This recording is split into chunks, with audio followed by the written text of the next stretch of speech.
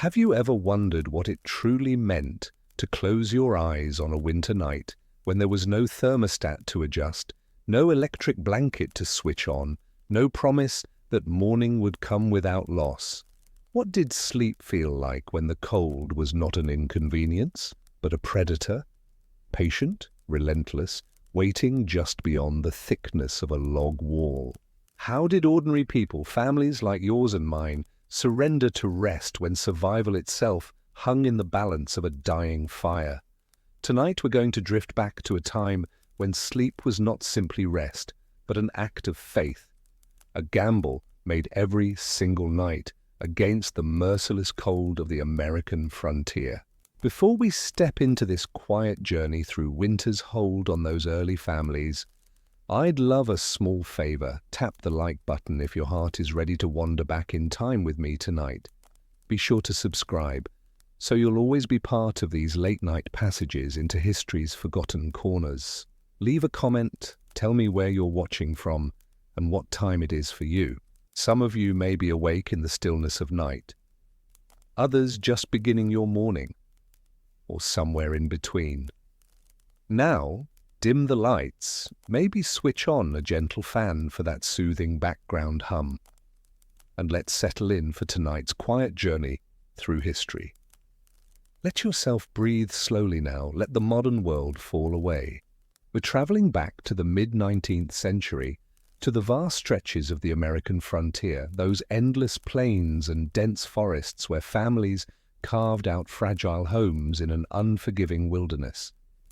Imagine yourself there, not as a visitor, but as someone who belongs to that time, someone whose very survival depends on knowledge passed quietly from neighbor to neighbor, from mother to daughter, from one cold season to the next.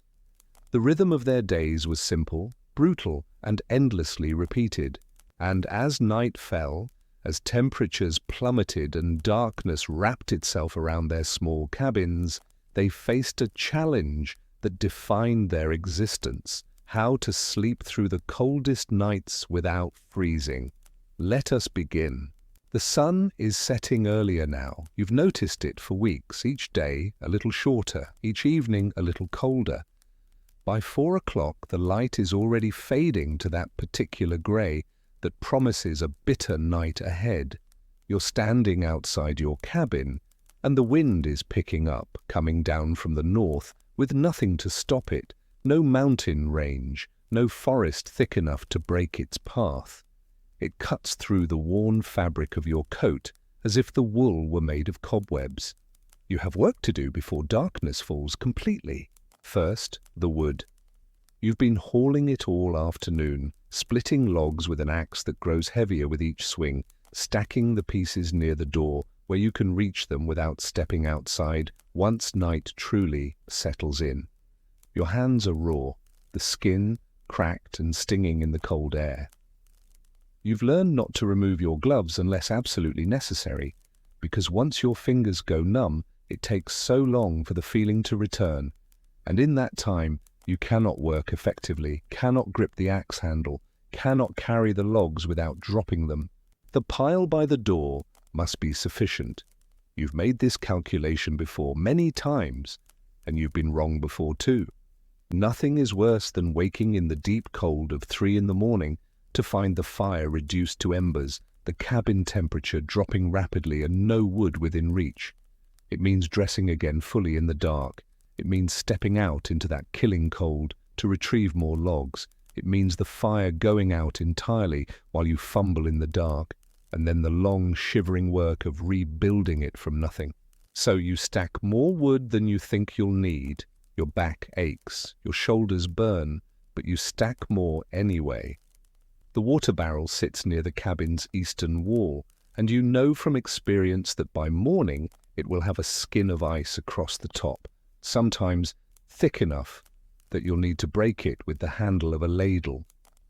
But if you don't fill it now, while you can still work the pump, you'll have no water at all until the sun climbs high enough to thaw things out. And that might not be until midday if the temperature drops as low as you fear it will. You make 3 trips from the pump to the barrel, each bucket heavy enough to make your arms tremble. The water sloshes against the sides and some of it splashes onto your sleeve. You feel it immediately, the wet cold that is so much worse than dry cold, seeping through the fabric, reaching your skin, making you gasp slightly.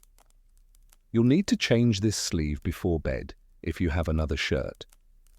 If not, you'll simply have to let your body heat dry it out slowly, that clammy discomfort accompanying you into the night. Inside the cabin now, you can finally close the door. The single room is not large, perhaps 12 feet by 14 feet, the walls made of logs chinked with mud and moss that you pressed into the gaps last autumn. You did your best, working carefully, but you can still see places where the chinking has dried and cracked, where thin lines of daylight show through. At night, these gaps become threads of freezing air that snake into the room, no matter how well you tend the fire. You've stuffed some of them with rags, with tufts of wool from the sheep you no longer have, with anything that might block the wind, but it's never quite enough. The hearth dominates one wall, rough stone, built by your own hands or the hands of whoever lived here before you. The fire is burning now, but not strongly. You've learned to be conservative with the wood, to make each log last as long as possible. A roaring fire is a luxury you cannot afford, not when winter might stretch on for 5 months, when your woodpile must last until spring. You feed the fire carefully, just enough to keep it alive, to keep the immediate area around the hearth warm. Beyond that small sphere of heat, the cabin grows cold quickly. The corners are always frigid, the air near the door, the spaces beneath the single window. You've hung a blanket over the window, both for privacy and for insulation, but the cold still radiates through it. Your children are already inside, huddled near the fire. Their faces are red from the cold, their noses running. The smallest one is coughing, that dry, persistent cough that makes your chest tighten with worry. You've heard that cough before in other winters, in other children. Sometimes it passes, sometimes it deepens into something worse, something that steals breath and strength and eventually life itself. But you cannot think about that now. You must focus on the evening routine, on the tasks that will get you all through the night. The evening meal is simple, cornmeal mush, perhaps with a bit of salt pork if you're fortunate. You cook it in the iron pot that hangs over the fire, stirring it slowly while the children watch with hungry eyes. There's never quite enough to satisfy everyone completely, but you portion it out as fairly as you can, making sure the children eat first, making sure they have something warm in their bellies before bed. You eat standing up near the fire, trying to absorb as much heat as possible while it's still strong. The mush is bland but filling, and the warmth of it in your stomach is a small comfort. You scrape the pot carefully, making sure nothing is wasted, and you set it aside for washing in the morning, when there will be light, and when your hands won't ache so much from the cold. Now comes the work of preparing for sleep. The bed occupies the far corner of the cabin, as far from the door as possible to minimize drafts. It's not truly a bed in any comfortable sense. It's a wooden frame, roughly constructed, with rope latticed across it to support the mattress. The mattress itself is a tick, a large cloth sack stuffed with straw, and corn husks that crackle and shift with every movement. You've had this tick for 2 years now, and the filling has compressed and broken down, creating lumps and hollows that press uncomfortably against your back and hips, no matter how you arrange yourself. The bedding is pieced together from every scrap of fabric you could gather, quilts made from worn-out clothing, old flour sacks, remnants of curtains and tablecloths from the life you left behind when you came west. Each patch tells a story you try not to remember too often, a dress from a happier time, a shirt that belonged to someone you loved, a piece of your mother's apron. You've stitched these fragments together with careful, even stitches, creating layers that you'll pile on top of yourselves tonight. But first, you must bank the fire. This is a skill you've learned through cold experience. If you let the fire burn freely all night, you'll exhaust your wood supply too quickly. If you let it die completely, the cabin will become dangerously cold by morning, and restarting a fire from nothing when your hands are stiff and numb is a special kind of misery. So you bank it. You arrange the remaining logs carefully, cover them with ash to slow the burning, create a bed of coals that will smolder through the night, giving off some heat, staying alive enough that you can revive it in the morning with kindling and breath. You watch the flames die down to a dull glow. The immediate warmth begins to dissipate. The cabin's temperature starts to drop noticeably. The children are already climbing into the bed, still wearing most of their clothes. No one undresses for sleep in winter, not truly. You might remove your outer coat, your boots if they're wet, but everything else stays on. Shirts, trousers, dresses, stockings, all of it becomes your sleeping attire. The children burrow under the quilts, pressing against each other for warmth, their small bodies sharing heat in the way that children instinctively understand. You join them, sliding carefully onto the straw tick, feeling it crackle and shift beneath your weight. Your spouse, if you have one, lies on the other side, creating a sandwich of warmth with the children in the middle. This arrangement is crucial. The children cannot maintain their body heat as well as adults, so they sleep in the protected center, drawing warmth from both sides. You pull the quilts up, layering them carefully. 3 quilts tonight, maybe 4. You've learned that layers of thinner coverings work better than one thick one, trapping air between them, creating insulation. But even with 4 quilts, even with all of you pressed together, you can feel the cold creeping in from the edges. The cabin is dark now, except for the faint red glow of the banked fire. Your eyes adjust slowly, making out the dim shapes of the room. The table, the few shelves holding your meager supplies, the hooks on the wall where coats hang stiffly, frozen in the attitudes they were left in. Your breath is visible in the air, small clouds of condensation that dissipate quickly. The children's breathing is louder, more regular, and you're grateful they're falling asleep quickly. Sleep is escape from the cold, from hunger, from discomfort. You want them to sleep as long and deeply as possible, but your own sleep will not come easily. You're listening to the wind. It's picking up now, as it often does after full dark, whistling around the corners of the cabin, rattling the shutters you've fastened over the window, finding every tiny gap in the chinking and exploiting it, sending needles of cold air into the room. You can hear it moaning in the trees beyond the cabin, a sound that is both natural and deeply unsettling, like the voice of the wilderness reminding you how small you are, how fragile your shelter, how conditional your survival. And beneath the wind, you hear other sounds, the distant howling of wolves, faint but unmistakable. They're miles away probably, hunting in packs across the frozen landscape. You've learned to judge their distance by the clarity of their calls, and tonight they don't seem close enough to worry about. But you listen anyway, part of your mind tracking their movements, even as you try to relax into sleep. The cold is intensifying. Despite the quilts, despite the shared body heat, you can feel it seeping into the bed from below, rising from the floor, penetrating the thin straw tick, reaching through your layers of clothing. Your feet are the worst. They're always the worst.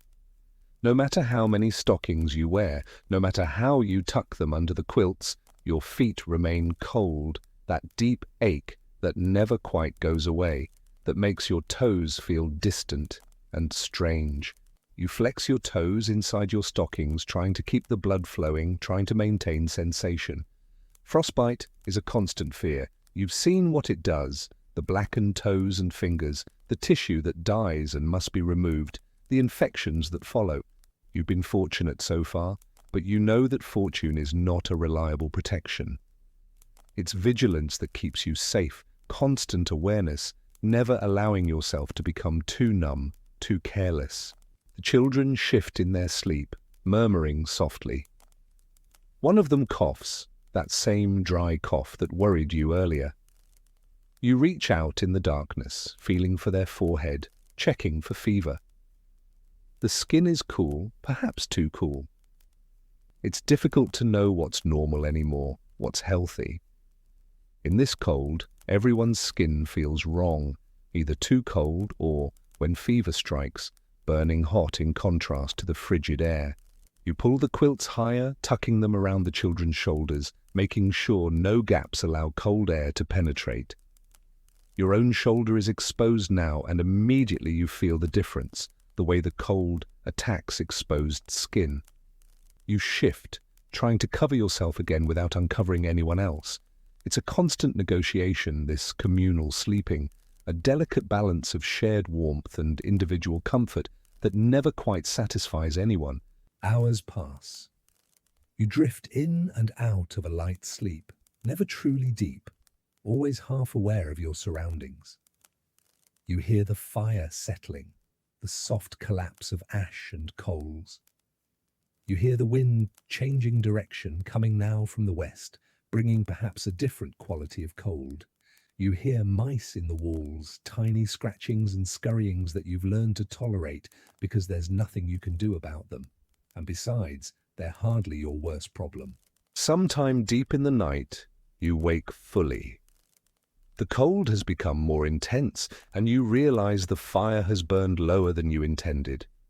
The red glow is barely visible now, just a hint of life in the hearth. You know you should get up, add another log, stir the coals, coax the fire back to something resembling warmth.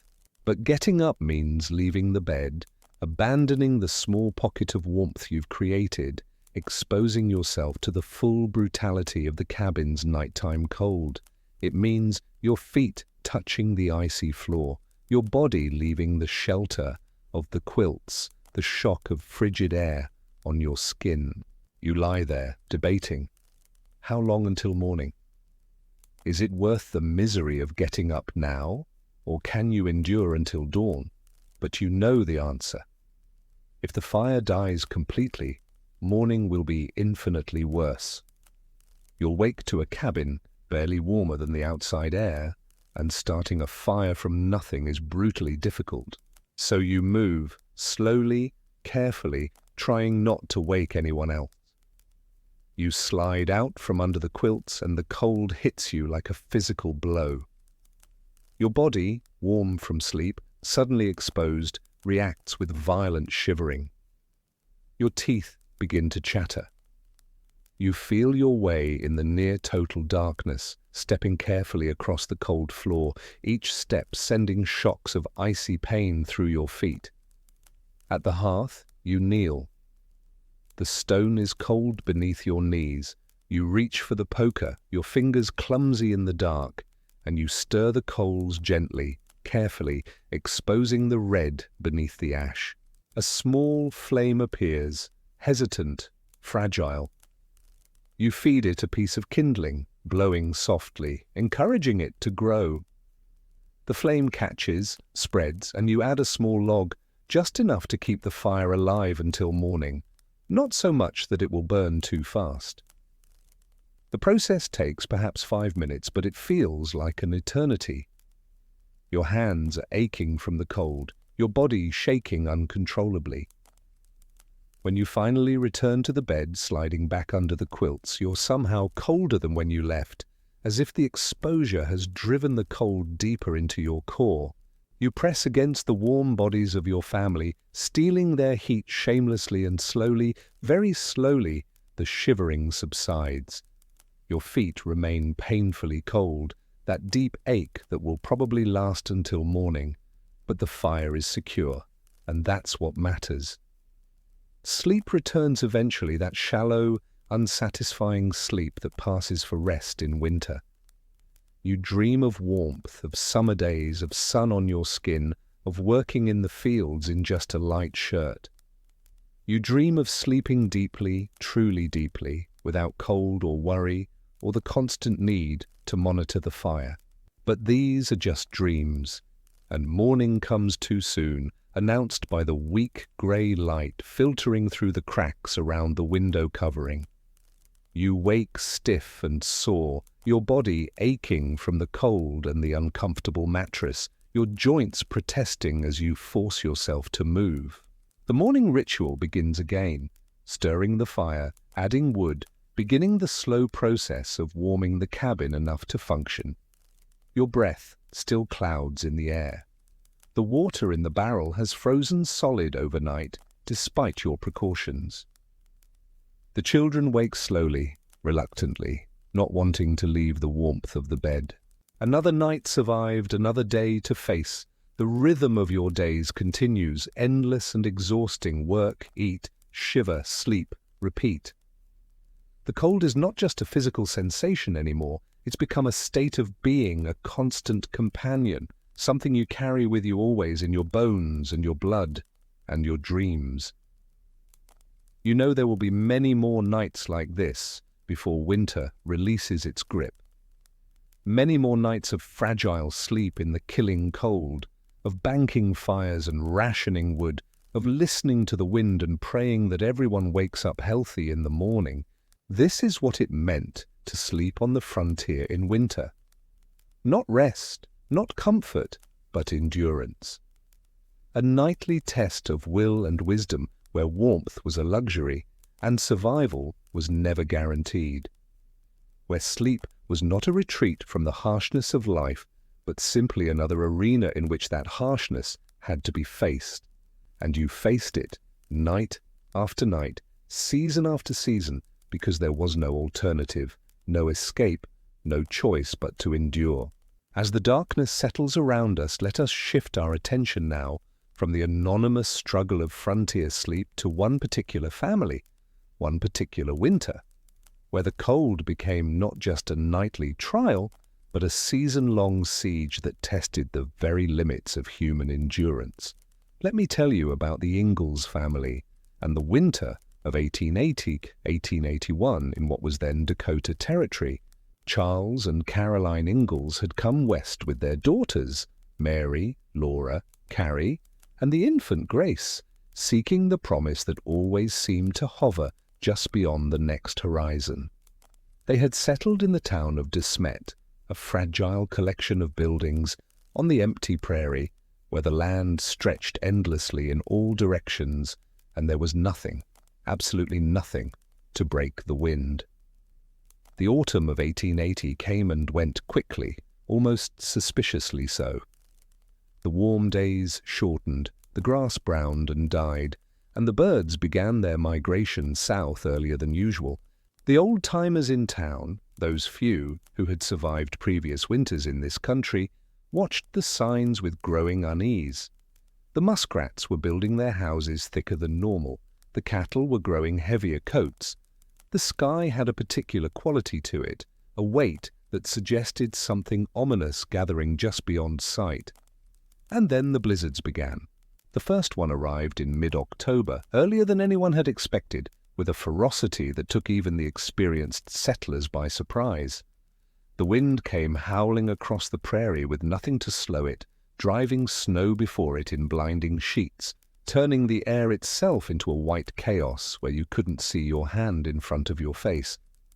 The temperature plummeted so rapidly that water froze in moments, breath crystallized and fell as ice, and any exposed skin burned with cold. The Ingalls family, like everyone else in Smet, retreated into their small house and waited for the storm to pass. But this storm didn't pass, not really. It would pause for a day, perhaps two, allowing a brief respite of pale sunlight and deceptive calm. And then it would return, another blizzard, and another, a relentless parade of storms that continued through October, through November, through December, into January, February, March. The town became isolated, completely cut off from the outside world. The railroad, that thin lifeline connecting the frontier to civilization, stopped running. No trains could get through the massive snowdrifts that piled across the tracks, some of them 15, 20 feet high. No supplies could reach them, no mail arrived, no news from the outside world penetrated the white wall of winter that surrounded them.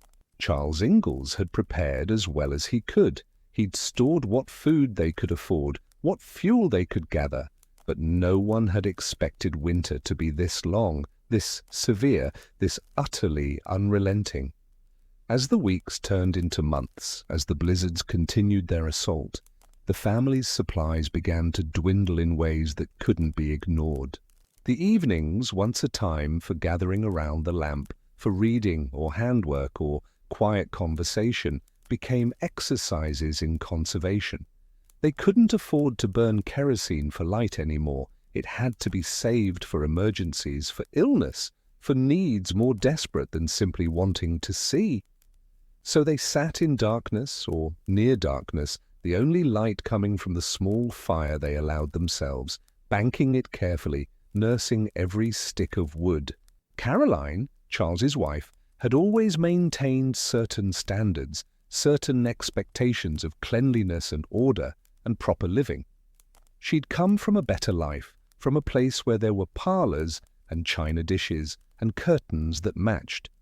She'd adapted to frontier life with remarkable grace, but she'd carried with her the belief that civilization could be maintained through small rituals, through insisting on clean hands before meals, through teaching the girls their lessons every day.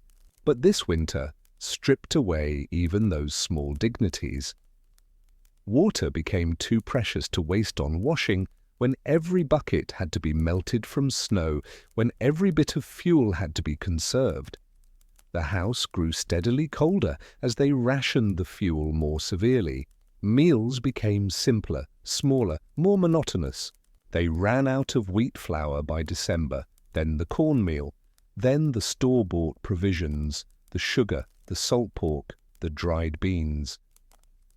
The storekeeper in town still had some wheat, whole grain, unmilled. Charles would venture out between blizzards, bundled in every piece of clothing he owned, and return with a small sack of wheat kernels that he'd purchased with money they couldn't really afford to spend. In the evenings, while the blizzard howled outside, while the cold pressed against the walls and found every crack and crevice, while the frost grew thick on the inside of the windows, Charles and Laura would take turns grinding the wheat in their small coffee mill. They'd sit there, turning the handle, around and around and around, listening to the rhythmic grinding sound, watching the coarse flour collect in the drawer below. It would take an hour, sometimes more, to grind enough wheat for one day's bread. Laura's arm would ache, her shoulder burning with the repetitive motion, but she kept turning the handle because they had to eat, and this was what eating required now. The flour they produced was coarse, dark, nothing like the fine white flour they'd once taken for granted. But Caroline would mix it with a little water and salt, no yeast, they'd run out of that, and bake it on the stovetop, creating a dense, hard bread that was difficult to chew and sat heavily in the stomach. But it was food, and they were grateful for it. At night, when it was time to sleep, the cold became an enemy that required strategy to survive. The house had 2 rooms, a main room where they cooked and lived, and a tiny bedroom where the parents slept with baby Grace. The older girls slept on the floor of the main room, near the stove, because that was the only place warm enough to survive the night. They would prepare for sleep like soldiers preparing for battle. Every piece of clothing was deployed strategically. They'd wear their heaviest dresses, their thickest stockings, their coats if necessary. They'd heat bricks or stones on the stove until they were almost too hot to touch, then wrap them in cloth and tuck them into the bed, creating small islands of warmth that would last for a few hours before cooling. The bedding they pulled over themselves was never quite adequate. Quilts pieced together over years, blankets worn thin, coats spread on top for extra weight and warmth. They'd pile everything they had onto the bed, creating a heavy mound under which they'd burrow, trying to create a small pocket of warmth that their bodies could maintain through the night.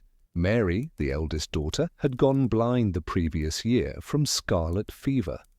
In the darkness of those winter nights, her blindness was oddly less of a handicap. Everyone was equally blind in the unlit cold. But it made her more vulnerable to the cold, less able to move around safely, more dependent on her sisters to guide her, to make sure she was adequately covered, adequately warm. Laura would lie beside her sister, pressed close, sharing warmth, listening to Mary's breathing, making sure it stayed regular and strong. The fear of illness was constant, pervasive. They'd all heard stories of people who'd gone to sleep in the cold and simply never woken up, their hearts giving out, their bodies surrendering to the relentless chill. They'd heard of frostbite claiming toes and fingers, of pneumonia settling into lungs and refusing to leave. Charles would check on them through the night, rising from his own inadequate sleep to make sure the fire in the stove hadn't died completely. To add another precious stick of twisted hay, they'd run out of wood and had taken to burning hay, twisted into tight sticks which burned quickly and gave little heat, but was better than nothing. He'd move quietly in the darkness, his joints stiff with cold, his body exhausted from the daily struggle to keep them all alive. Caroline, in the other room, would nurse baby Grace through the night, worried constantly about whether her milk was sufficient, whether the baby was getting enough nutrition from her own inadequate diet, whether Grace was warm enough in her blankets. The baby's cries were softer than they should have been, her movements less vigorous, and Caroline knew what that meant. Hunger, cold, the slow weakening that came from a winter that wouldn't end. There were nights when the blizzard would reach a crescendo of violence, when the wind would shake the small house as if trying to tear it from its foundations, when the cold would penetrate so deeply that frost would form on the walls inside the house, when they could hear the timbers creaking and groaning under the assault. On those nights, sleep was impossible, or nearly so. They'd lie awake, pressed together for warmth, listening to the storm's fury, wondering if the house would survive until morning. And yet morning always came. Pale light would eventually filter through the frost-covered windows, revealing a world buried in snow, a landscape erased and rewritten by the storm. And they would rise, stiff and cold and hungry, and begin another day of grinding wheat, of rationing fuel, of melting snow for water, of waiting for the winter to break. Laura, in her later writings about this time, would remember the cold most vividly. Not the hunger, though that was real and constant, not the darkness or the isolation or the fear, but the cold, the way it penetrated everything, the way it turned the simplest actions into ordeals, the way it made sleep something to endure rather than enjoy. She remembered lying awake at night, her body aching with cold, despite the layers of clothing and blankets, listening to the wind's endless howling, wondering if spring would ever come, if the sun would ever return with enough strength to melt the snowdrifts, to thaw the frozen earth, to release them from this white prison. She remembered how her feet would ache through the night, that deep, bone-level ache that never fully went away, how she'd flex her toes constantly, trying to keep the blood flowing, trying to prevent frostbite. She remembered the way her breath would cloud in the darkness, how the air inside the house was barely warmer than the air outside, how even under all the blankets the cold would find ways to reach them. The winter finally broke in late April, 7 months after it had begun. The blizzard stopped, the temperatures slowly climbed above freezing, and the massive snowdrifts began, finally, to melt. The railroad opened and supplies began to flow into Smet again. The Ingalls family had survived all of them, though they bore the marks of those months, thinner, weaker, their reserves of strength depleted in ways that would take months to rebuild. Charles, a man who rarely showed weakness, admitted later that there had been nights when he didn't know if they'd make it until morning, times when the cold and the hunger and the relentless assault of the storms had brought him to the edge of despair. But he'd kept those fears to himself, had maintained his optimism for the sake of his wife and daughters, had continued grinding wheat and twisting hay, and feeding the inadequate fire, one day at a time, one night at a time. Caroline, who had tried so hard to maintain civilization and grace even in the wilderness, had been forced to surrender nearly every comfort, every small luxury that had made life bearable. But she'd kept her family together, kept them functioning, kept them hoping when hope seemed absurd. And the girls, Mary, Laura, Carrie, little Grace, had learned lessons about survival that most people never have to learn, lessons about endurance and resilience, and the kind of strength required to sleep through cold so severe it felt like a living malice. Their story is just one story, one family's experience of one particularly brutal winter. But it echoes the experiences of countless frontier families who faced similar trials, who spent their nights in inadequate shelter, with inadequate warmth, who gambled their lives every time they closed their eyes and surrendered to sleep. These were not heroes in the conventional sense. They performed no great deeds, won no battles, discovered nothing new. They simply endured.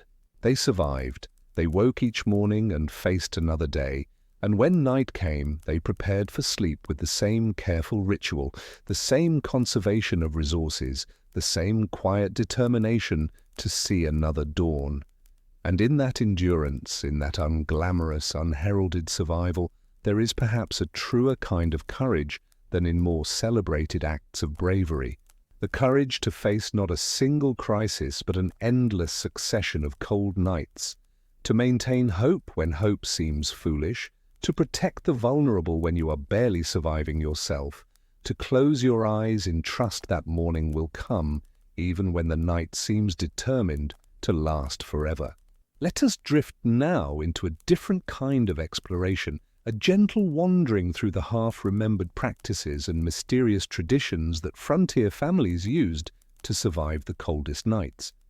Here, in this space between documented history and oral tradition, between what we know and what we can only imagine, we find some of the most intriguing aspects of frontier sleep. This is territory where certainty gives way to speculation, where the written record grows thin and translucent, where we must rely on archaeological fragments, fading oral histories collected from the last generation who heard these stories firsthand, and our own careful imagination to reconstruct how people actually lived, actually slept, actually survived through winters that would kill the unprepared. The frontier we're exploring is not a single place or time, but rather a shifting boundary that moved westward across North America throughout the 18th and 19th centuries, leaving behind layers of settlement, adaptation, struggle, and ultimately, in many cases, abandonment. Each wave of settlers faced similar challenges: brutal winters that stretched for months, inadequate shelter hastily constructed before the first snows, insufficient supplies that had to last until spring or until a perilous journey to the nearest town could be made. Each generation developed their own variations on the fundamental problem of how to stay warm enough to sleep, to rest, to maintain the strength needed for survival until the thaw. Picture yourself standing in a museum on a quiet afternoon, looking at artifacts arranged carefully in a glass case. The lighting is precise and careful, the temperature controlled to preserve these fragile remnants of the past, the atmosphere hushed and respectful in that particular way museums have. There's a bed-warming pan displayed prominently, a long-handled metal container, flat and round, perhaps 14 inches in diameter, with a hinged lid decorated with punched holes in decorative patterns that allowed heat to escape in controlled amounts. It's made of copper or brass, tarnished now with the patina of age, green and brown, where it was once bright metal, but you can imagine how it once gleamed in the firelight of a frontier cabin, reflecting the dancing flames, a beacon of warmth and civilization and human ingenuity in the wilderness night.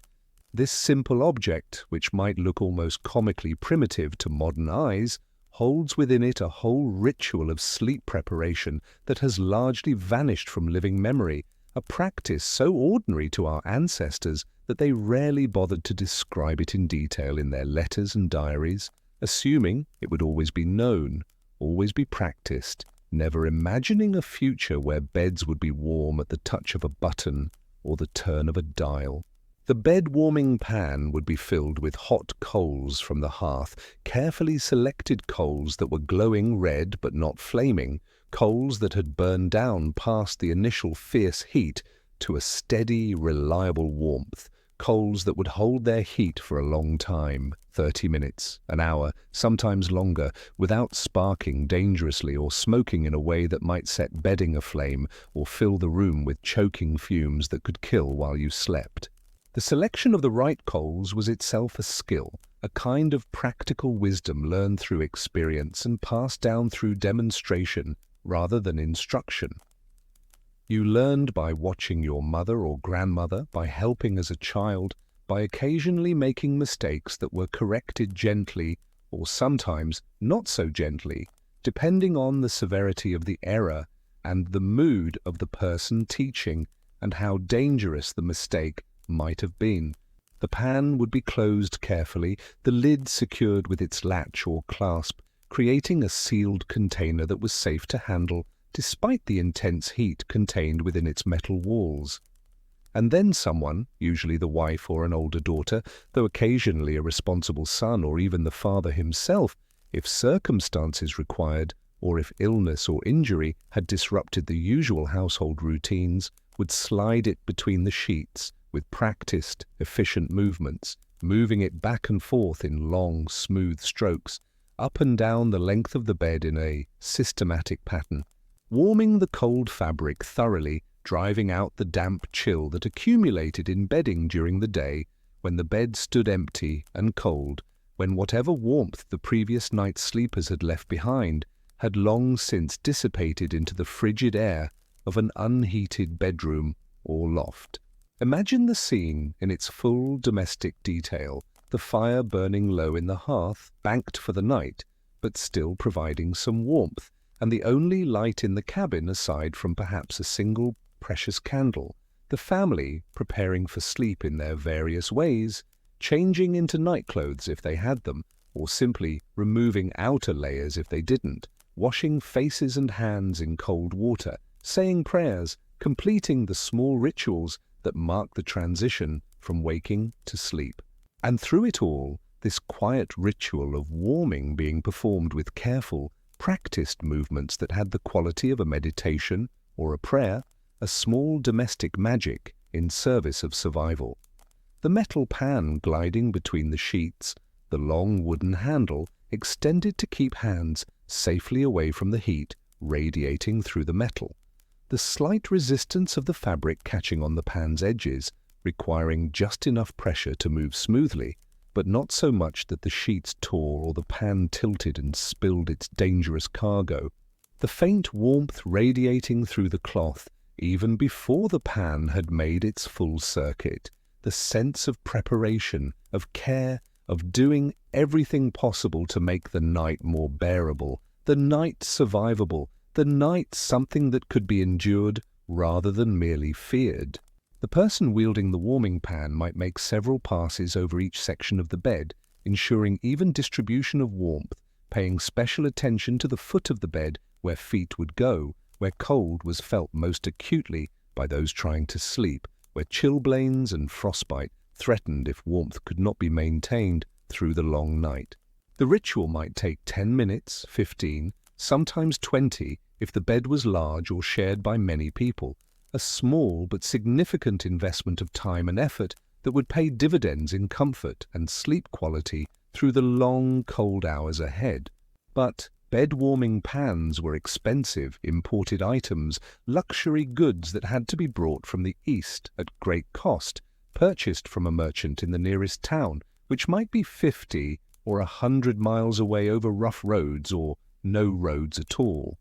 They represented a significant investment, the kind of purchase that required careful consideration and saving, that might take months or years to afford.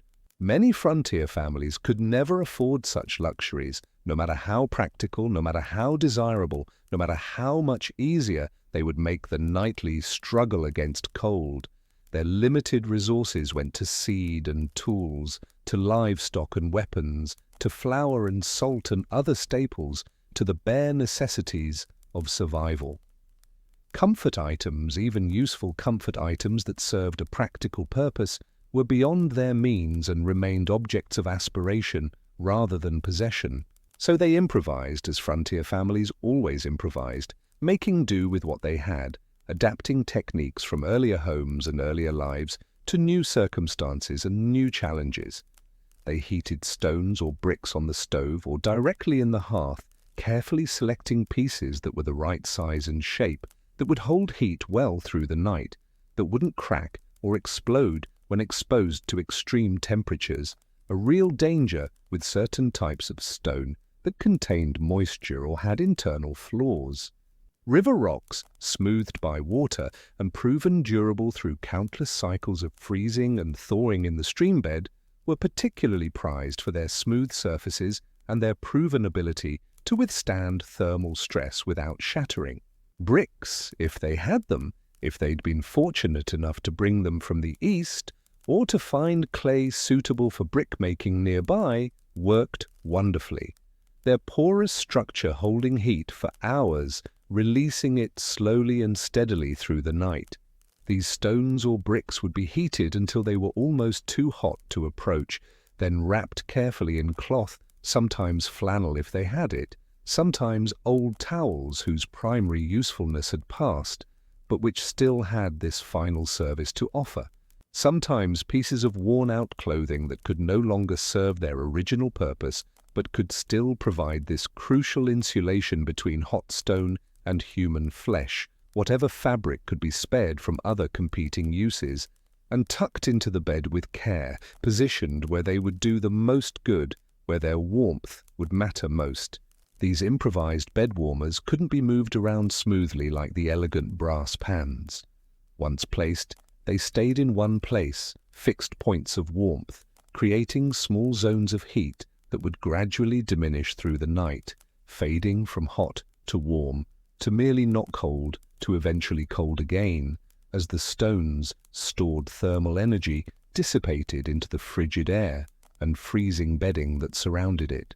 Children, those who weren't too young to understand the danger of burns, might fight over who got to sleep nearest the warmed stones, jockeying for position with the strategic thinking of generals planning campaigns. Parents might place multiple stones strategically throughout the bed, trying to create overlapping zones of warmth, attempting to heat as much of the sleeping surface as possible with their limited resources. On the very coldest nights, those nights when temperatures dropped to 20 or 30 or 40 below zero, when the wind howled with a sound like the voice of winter itself, stones might be reheated in the middle of the night, though this required someone to be awake and tending the fire, someone willing to brave the shocking cold to retrieve cooling stones with thick cloths or tools and replace them with freshly heated ones, someone willing to sacrifice their own warmth and sleep for the comfort and safety of others. Archaeological excavations of frontier homesteads, those careful scientific excavations conducted by teams of archaeologists and students working with brushes and trowels and screens, sometimes uncover these stones, smoothed river rocks or fragments of brick, found clustered near where beds once stood, where floors once supported sleeping families, where walls once enclosed the intimate dramas of frontier life. Without context, they're just stones, just bricks, just geological or architectural fragments that might be discarded as meaningless. But with context, with the interpretive framework that archaeology and history provide, with knowledge of frontier practices and the physical evidence of placement and condition, they become evidence of a nightly ritual, tangible proof of practices we might otherwise doubt ever existed, small monuments to the ingenuity and determination of people trying to survive in harsh conditions. These stones tell stories if we know how to read them, if we have the knowledge and imagination to interpret their silent testimony.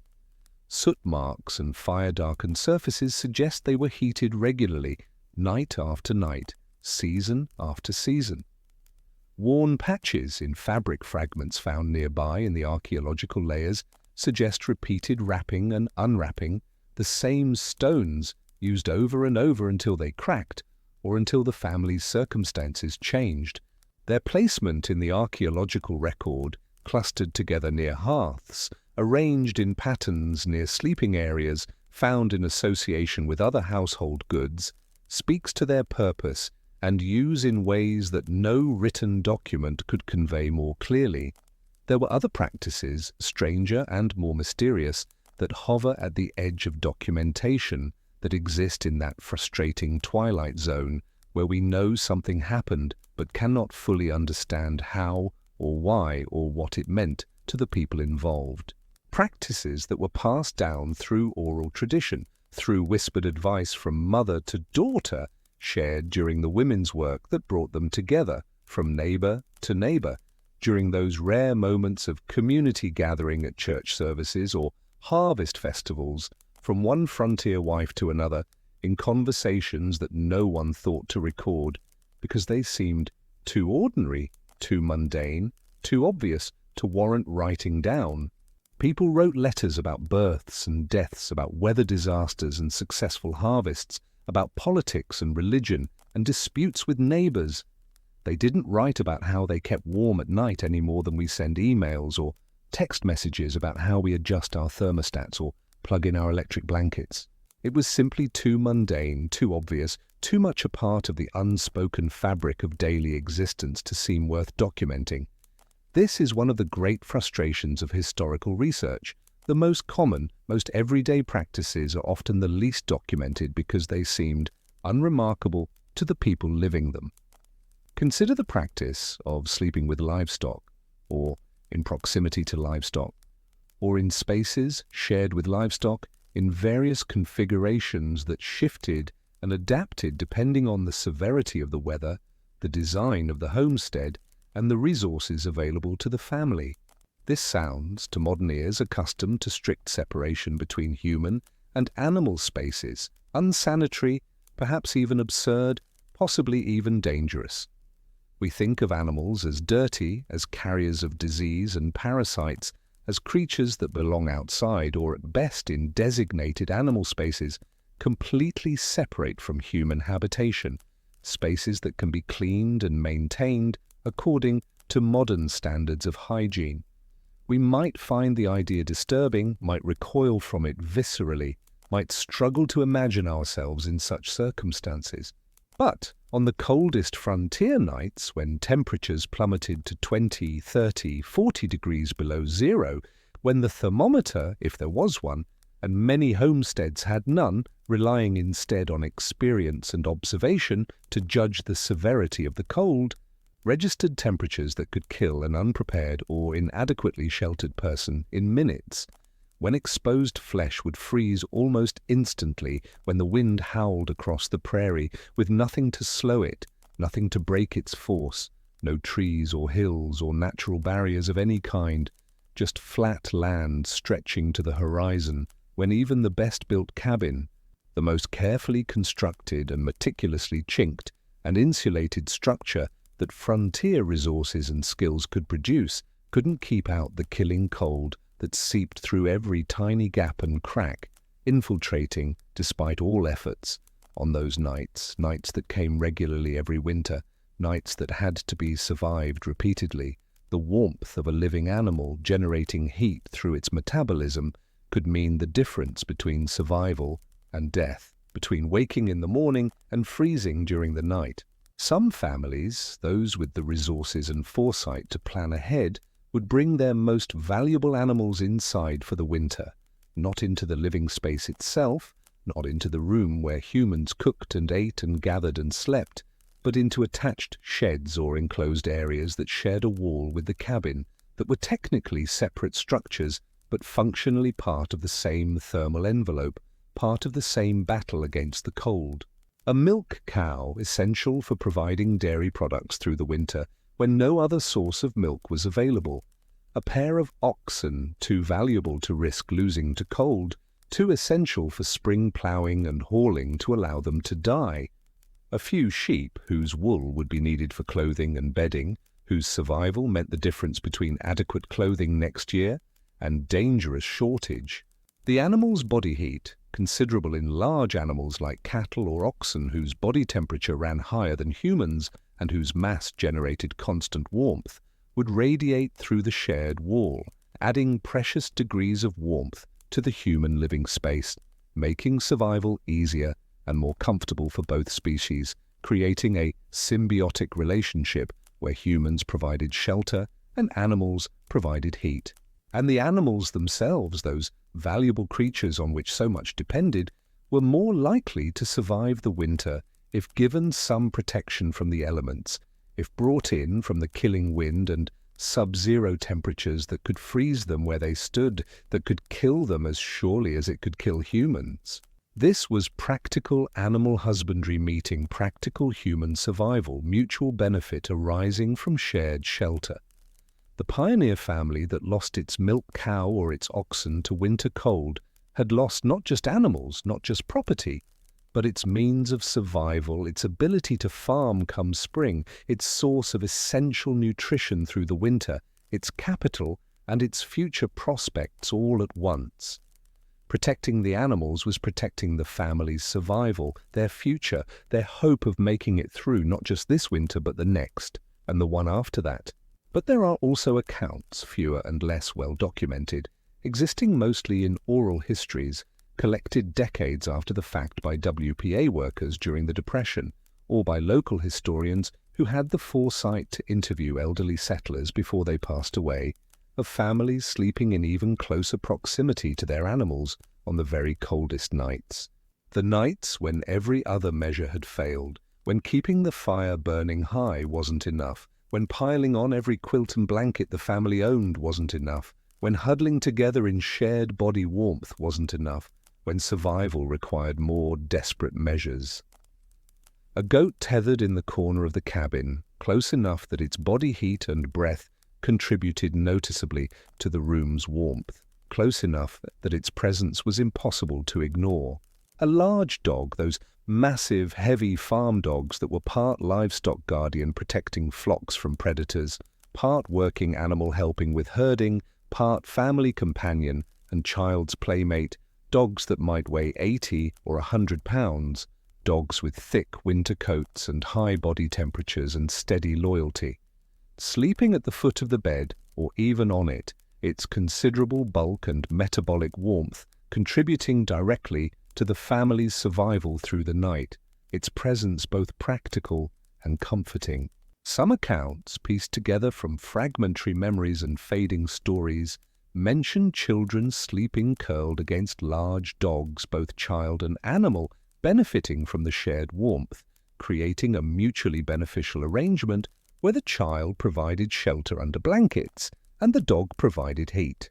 Other accounts describe goats or even small pigs being brought inside on the coldest nights, not as pets in the modern sense, but as living heaters, their metabolism and body heat providing those crucial degrees of warmth that made survival possible, that kept the cabin just warm enough that breath didn't freeze, that fingers and toes didn't go numb beyond recovery.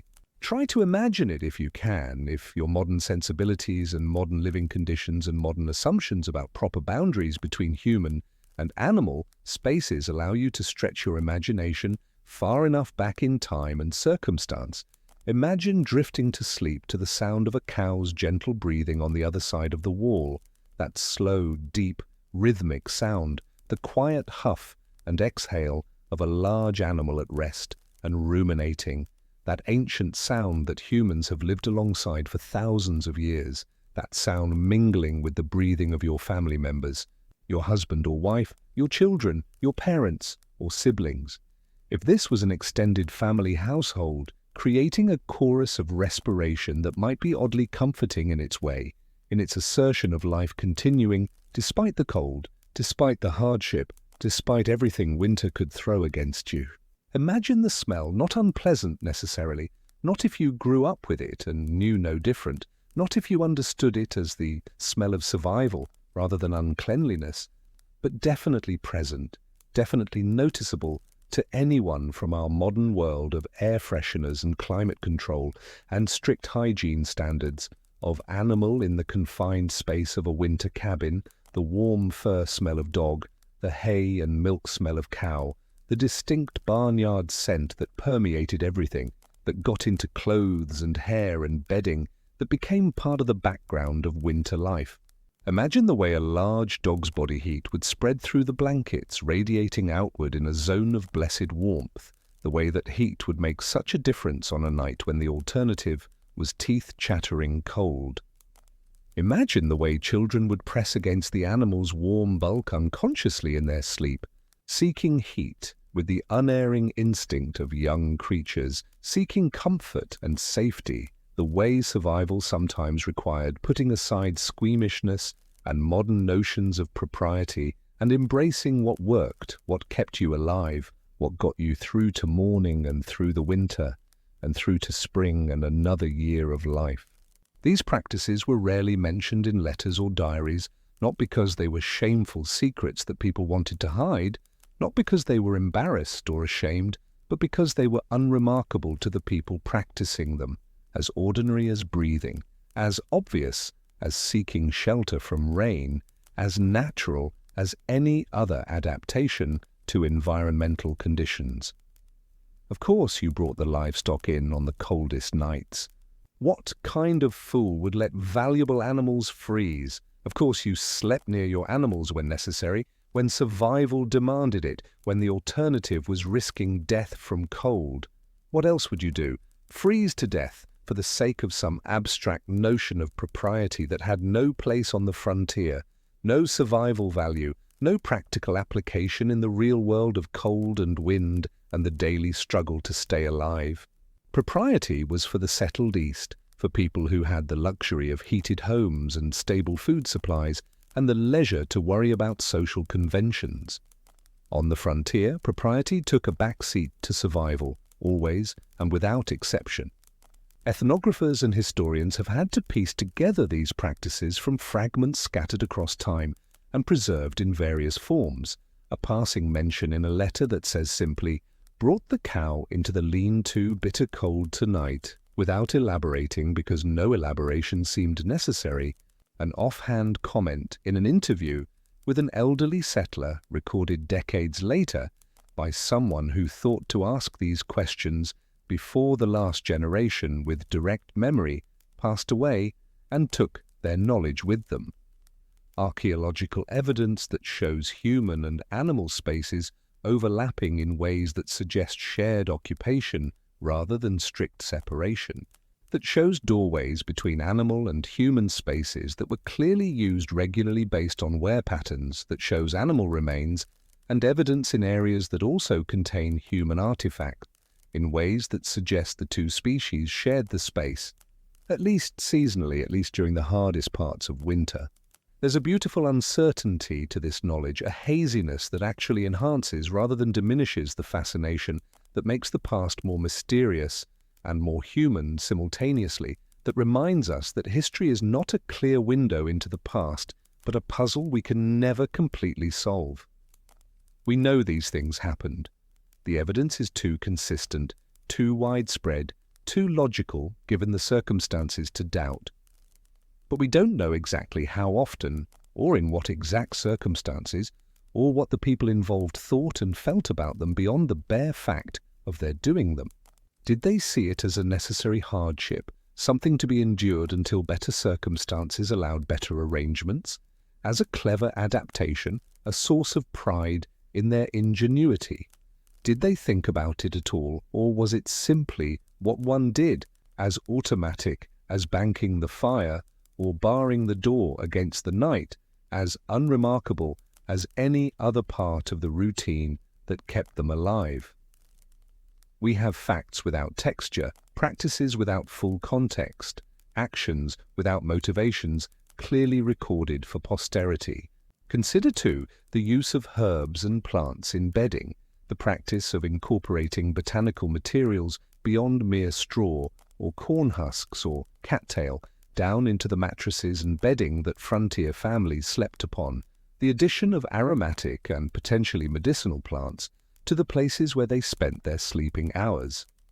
This is another practice that exists in the twilight zone between documentation and speculation, between what we can prove with certainty and what we can only infer from fragmentary evidence and logical deduction.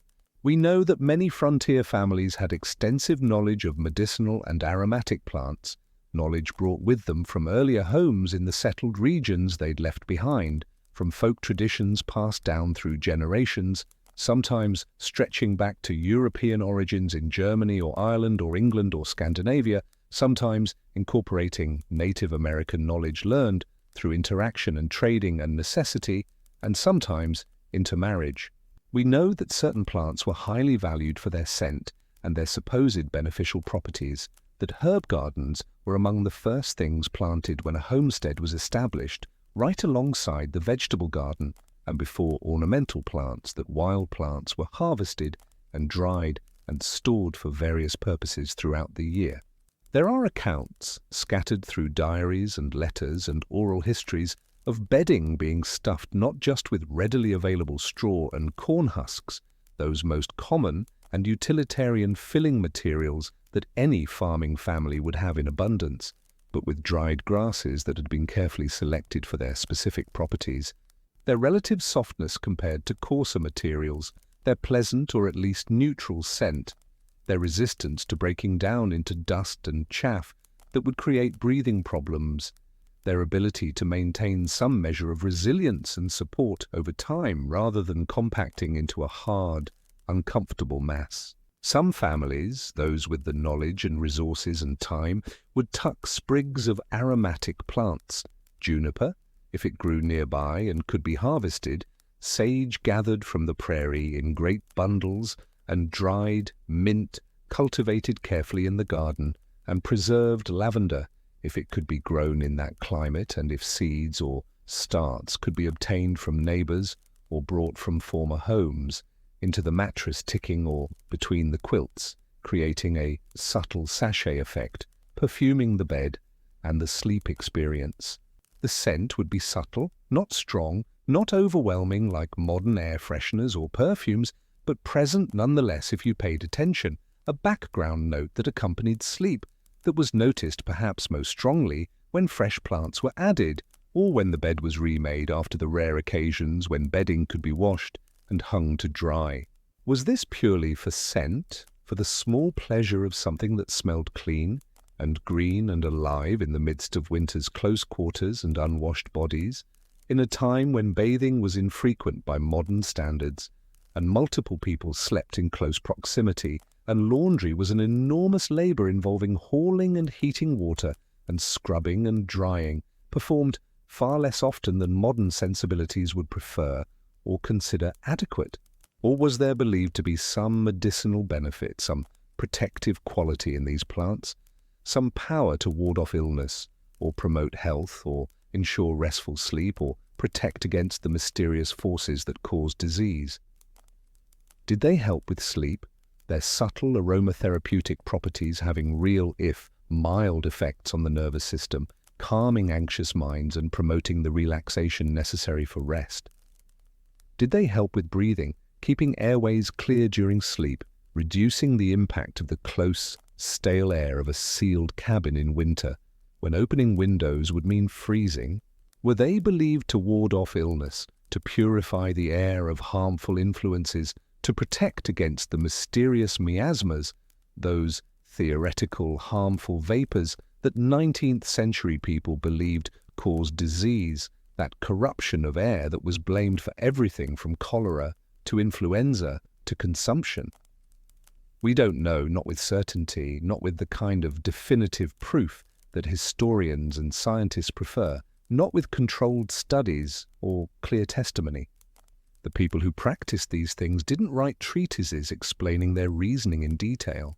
They didn't keep journals analyzing their motivations. They simply did what their mothers had done, what their grandmothers had done before that, what their neighbors did, what worked, or at least seemed to work, or at least didn't hurt, and provided some small comfort in a life that offered few comforts. Some historians and ethnobotanists speculate that certain aromatic plants may have had mild sedative properties based on what we now know of their chemistry, that their scent could help induce sleep even under uncomfortable conditions, even when cold and worry and physical discomfort and the presence of others and the sounds of night might otherwise prevent rest. Others suggest that the plants were believed to purify the air, to combat miasmas and evil influences, reflecting the medical theories of the time, even if those theories seem quaint or mistaken to modern science. Still others think it was simply a matter of making life slightly more pleasant, of bringing a small touch of summer into winter's harshness, of maintaining some connection to growth and life and beauty during the dead months when everything outside was frozen and brown and seemingly lifeless. The truth is probably some combination of all these things, varying from family to family based on ethnic background and what plants were available locally, from region to region based on climate and flora, from individual to individual based on personal preference and experience and belief, shaped by 100 factors that are now lost to history, that we can never fully recover, no matter how carefully we research and analyze and speculate. And then there's the practice of sleeping in shifts, which is documented more clearly than some of these other practices, but still carries an air of mystery about it, still raises questions we cannot fully answer about what it felt like and what it meant to the people who practiced it. In some frontier households, particularly larger families or extended family groups that might include grandparents and unmarried siblings and hired hands, particularly in the deepest winter when cold was most dangerous, or in circumstances where other dangers were most acute, where Indian raids were a real threat, or where predators were particularly bold, or where illness stalked the household. Sleep was not a communal activity where everyone rested at the same time, everyone surrendered to unconsciousness simultaneously, everyone trusted in the security of closed doors and banked fires to keep them safe through the night. Instead, people would take turns in an organized system, some sleeping while others stayed awake to tend the fire, to watch for danger approaching from outside, to monitor sick family members, to ensure the household's security through the vulnerable hours of darkness, to maintain vigilance through the long night when so many things could go wrong so quickly. This made practical sense in many ways, solved multiple problems simultaneously with a single solution. Someone needed to maintain the fire through the night, needed to add wood at regular intervals to prevent it from dying down too far or dying completely, which would be disastrous in extreme cold, potentially fatal if temperatures were low enough and the cold had enough hours to work its way into the cabin and into sleeping bodies. And waking from deep sleep into bitter cold to add wood to a dying fire was miserable beyond description, left you shivering and struggling to get warm again, was potentially dangerous if you were disoriented from sleep, or if sparks flew when you opened the stove, or if you stumbled in the darkness and knocked something over or injured yourself. Much better to have someone awake already moving and alert, already maintaining awareness, able to tend the fire before it died down too far, able to keep the temperature from dropping to dangerous levels, able to respond immediately if something went wrong, rather than having to wake and orient and then respond while precious time was lost. But shift sleeping also meant that someone was always conscious, always aware, always alert to threats and problems, able to respond to emergencies with minimal delay, a child's cry in the night signaling illness or injury or nightmare, a sudden illness requiring immediate attention and care, a problem with the livestock whose distress calls might be heard through the walls if someone was awake to hear them, the sound of predators or intruders outside requiring investigation or defense, the creak and crack of ice, or the howl of wind that might signal a coming storm, or a change in weather that required preparation. On the frontier, where help might be hours or days away over difficult roads or no roads at all, where the nearest neighbor might be miles distant and impossible to reach in bad weather, where dangers were real and immediate and manifold, cold, fire, illness, injury, animal attack, human threat, storm, flood, drought.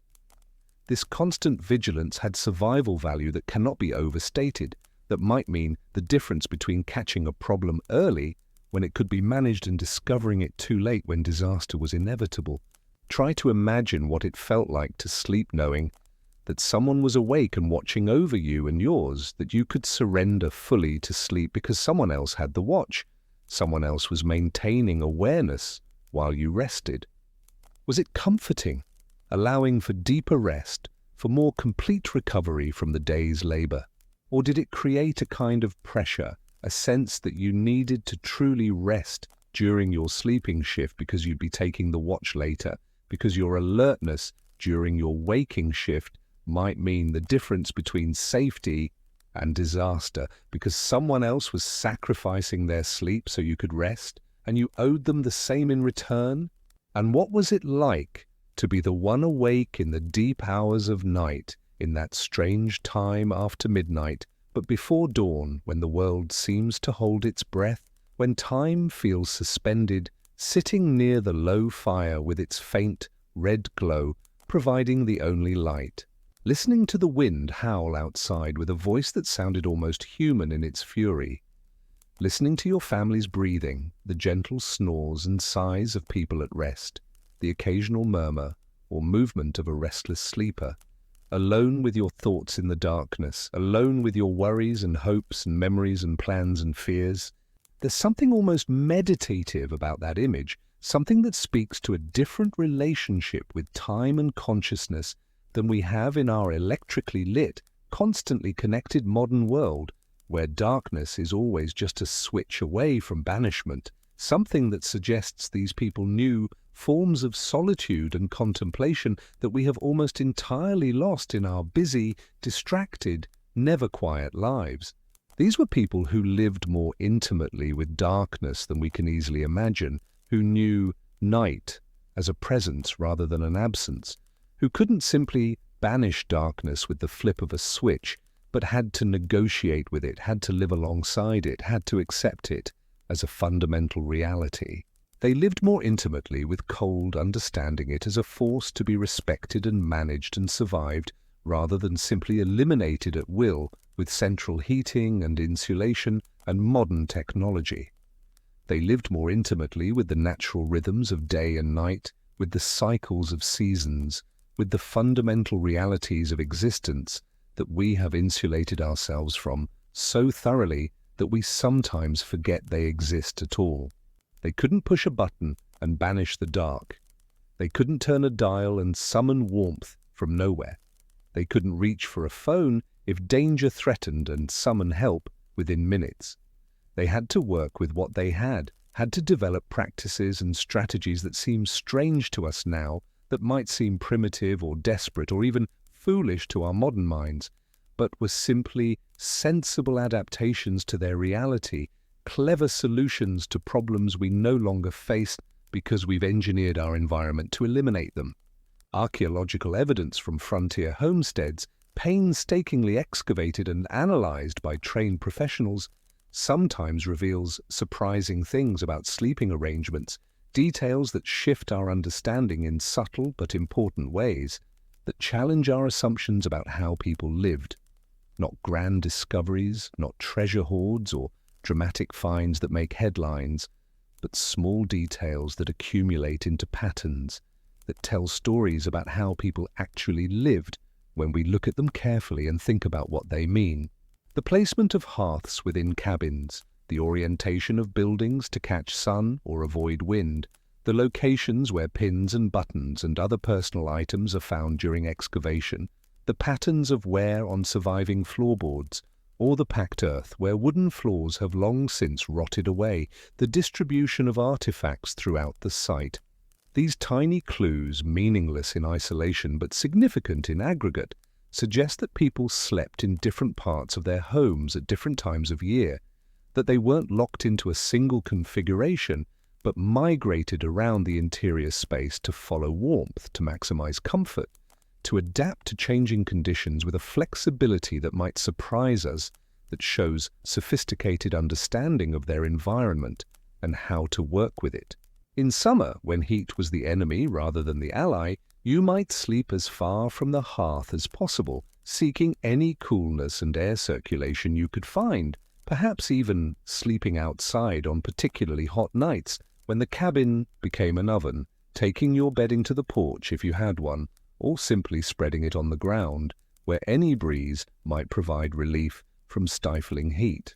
In winter, you'd sleep as close to the heat source as you safely could, perhaps even rearranging furniture to bring beds nearer the hearth, perhaps hanging blankets to create a smaller, more easily heated space within the larger cabin, creating a room within a room, sacrificing space for warmth.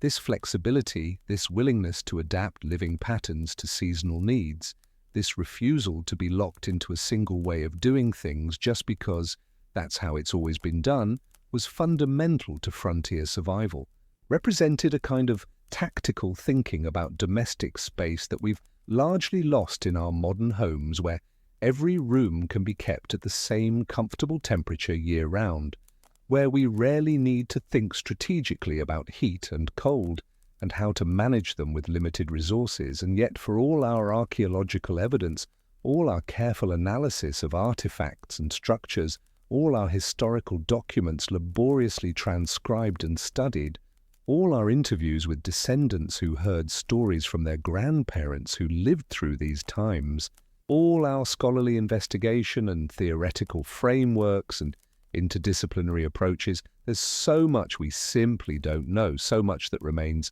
mysterious and unknowable no matter how hard we try to reconstruct it. What did it feel like, truly feel like on a visceral and emotional level, to sleep in those conditions night after night, season after season, year after year, decade after decade for those who spent their entire lives on the frontier? Did they dream of warmth the way we might dream of wealth or success or love? Did warmth become a symbol of something larger in their unconscious minds? Did they sleep soundly, their bodies exhausted by hard physical labor and their minds too tired to remain vigilant? Or did they always half wake, always remain partially alert to danger even in sleep, some primitive part of their brain never fully surrendering to unconsciousness because the threats were too real and too immediate? Did children sleep better than adults, their young bodies more adaptable, their lack of responsibility allowing deeper rest, their natural resilience carrying them through hardships that might break their elders? Or did they suffer more, their smaller forms unable to maintain body heat as effectively, their fears less controllable, their understanding of the danger incomplete, but their sense of it still present and troubling? Did people become accustomed to the cold over time, their bodies adapting and adjusting, building tolerance through repeated exposure, learning to function with less warmth than they once thought they needed? Or did each night remain a fresh trial, each winter as hard as the last, the body never fully adapting, the cold always remaining an enemy to be fought rather than a condition to be accepted? How did it affect their health over the long term, their longevity, their physical development, the way their bodies aged and wore down? How did it affect their psychology, their emotional well-being, their mental resilience, their capacity for joy and hope and planning for the future? Did the shared struggle of surviving cold nights bring families closer together, create bonds of mutual dependence and appreciation and solidarity that we can scarcely imagine in our more individualistic age? Or did the stress and discomfort create friction and resentment? Did people blame each other for the cold they couldn't escape? Did tempers fray and relationships suffer under the constant pressure of survival? Did they complain vocally about their hardships, seeking sympathy and validation from each other? Or did they simply endure in stoic silence, considering complaint unproductive or even shameful? Did they joke about it, making light of their hardship in that way that people under stress often do, using humor as a coping mechanism and a way to maintain morale? Or did the weight of it press too heavily for humor, crushing levity under the burden of mere survival? Did they see themselves as brave pioneers, heroes of their own epic journey, people doing something remarkable and worthy of recognition? Or did they simply see themselves as people doing what had to be done? Nothing special, nothing remarkable, just ordinary folks trying to survive and maybe build something better for their children? Did they feel pride in their endurance, satisfaction in their ability to withstand hardship, or simply relief at each morning's arrival, gratitude for making it through another night, joy in the simple fact of continued existence?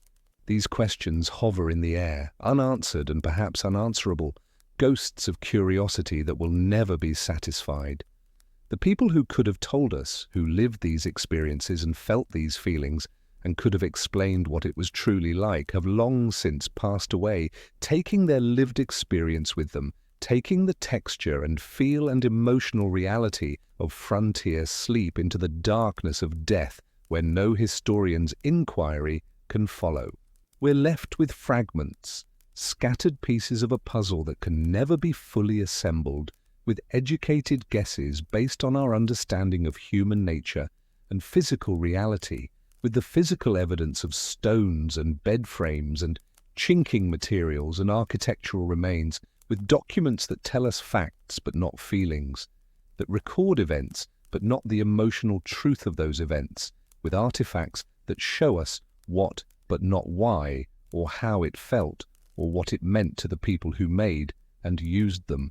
But perhaps there's something appropriate about this uncertainty, this veil of mystery that hangs over the intimate details of frontier sleep and so many other aspects of historical life, this gap in our knowledge that can never be completely filled, no matter how much we research and analyze and speculate. Perhaps it's right that we don't know everything, that we cannot know everything, that some aspects of the past remain forever beyond our reach, no matter how sophisticated our methods or how passionate our inquiry. Perhaps it's appropriate that we have to use our imaginations to fill in the gaps, that we have to project ourselves backward in time through an act of creative empathy, that we approach this history with humility and wonder rather than complete understanding, rather than the certainty and mastery we often pretend to possess. Perhaps it's good to be reminded that there are limits to historical knowledge, that the past is in some ways irretrievable, that the dead keep their secrets even as they leave behind traces of their lives. The past is another country, as the saying goes, and that saying has never seemed more true than when contemplating these intimate details of frontier sleep. The people who lived it are truly foreign to us in many ways, separated not just by time, not just by decades or centuries on the calendar, but by fundamental differences in daily experience, in what they knew and felt and endured, in how they understood the world and their place in it, in what they considered normal and what they considered hardship, in their relationship to cold and darkness and discomfort and danger. We can study them, examine the evidence they left behind, read their words when they wrote them down, honor their struggles and their achievements, learn from their successes and their failures, but we cannot fully know them, cannot fully understand what it meant to be them, to live their lives day by day and night by night, to face their challenges with their resources and their knowledge, to sleep in their beds and wake to their mornings and experience life through their particular combination of body and mind and circumstance.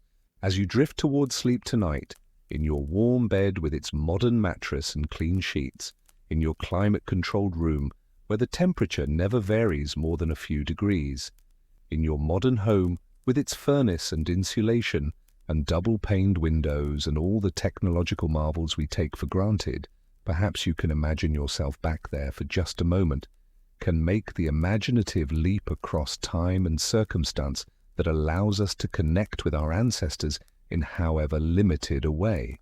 Imagine the scratchy wool against your skin, the particular rough texture of fabric woven on a home loom from wool that was sheared and cleaned and carded and spun by hand, that retained some of the lanolin and the essential sheepiness that we've processed out of modern fabrics. Imagine the weight of multiple quilts pressing down, heavy and confining but necessary, that weight that might feel oppressive at first, but becomes reassuring as you adjust to it.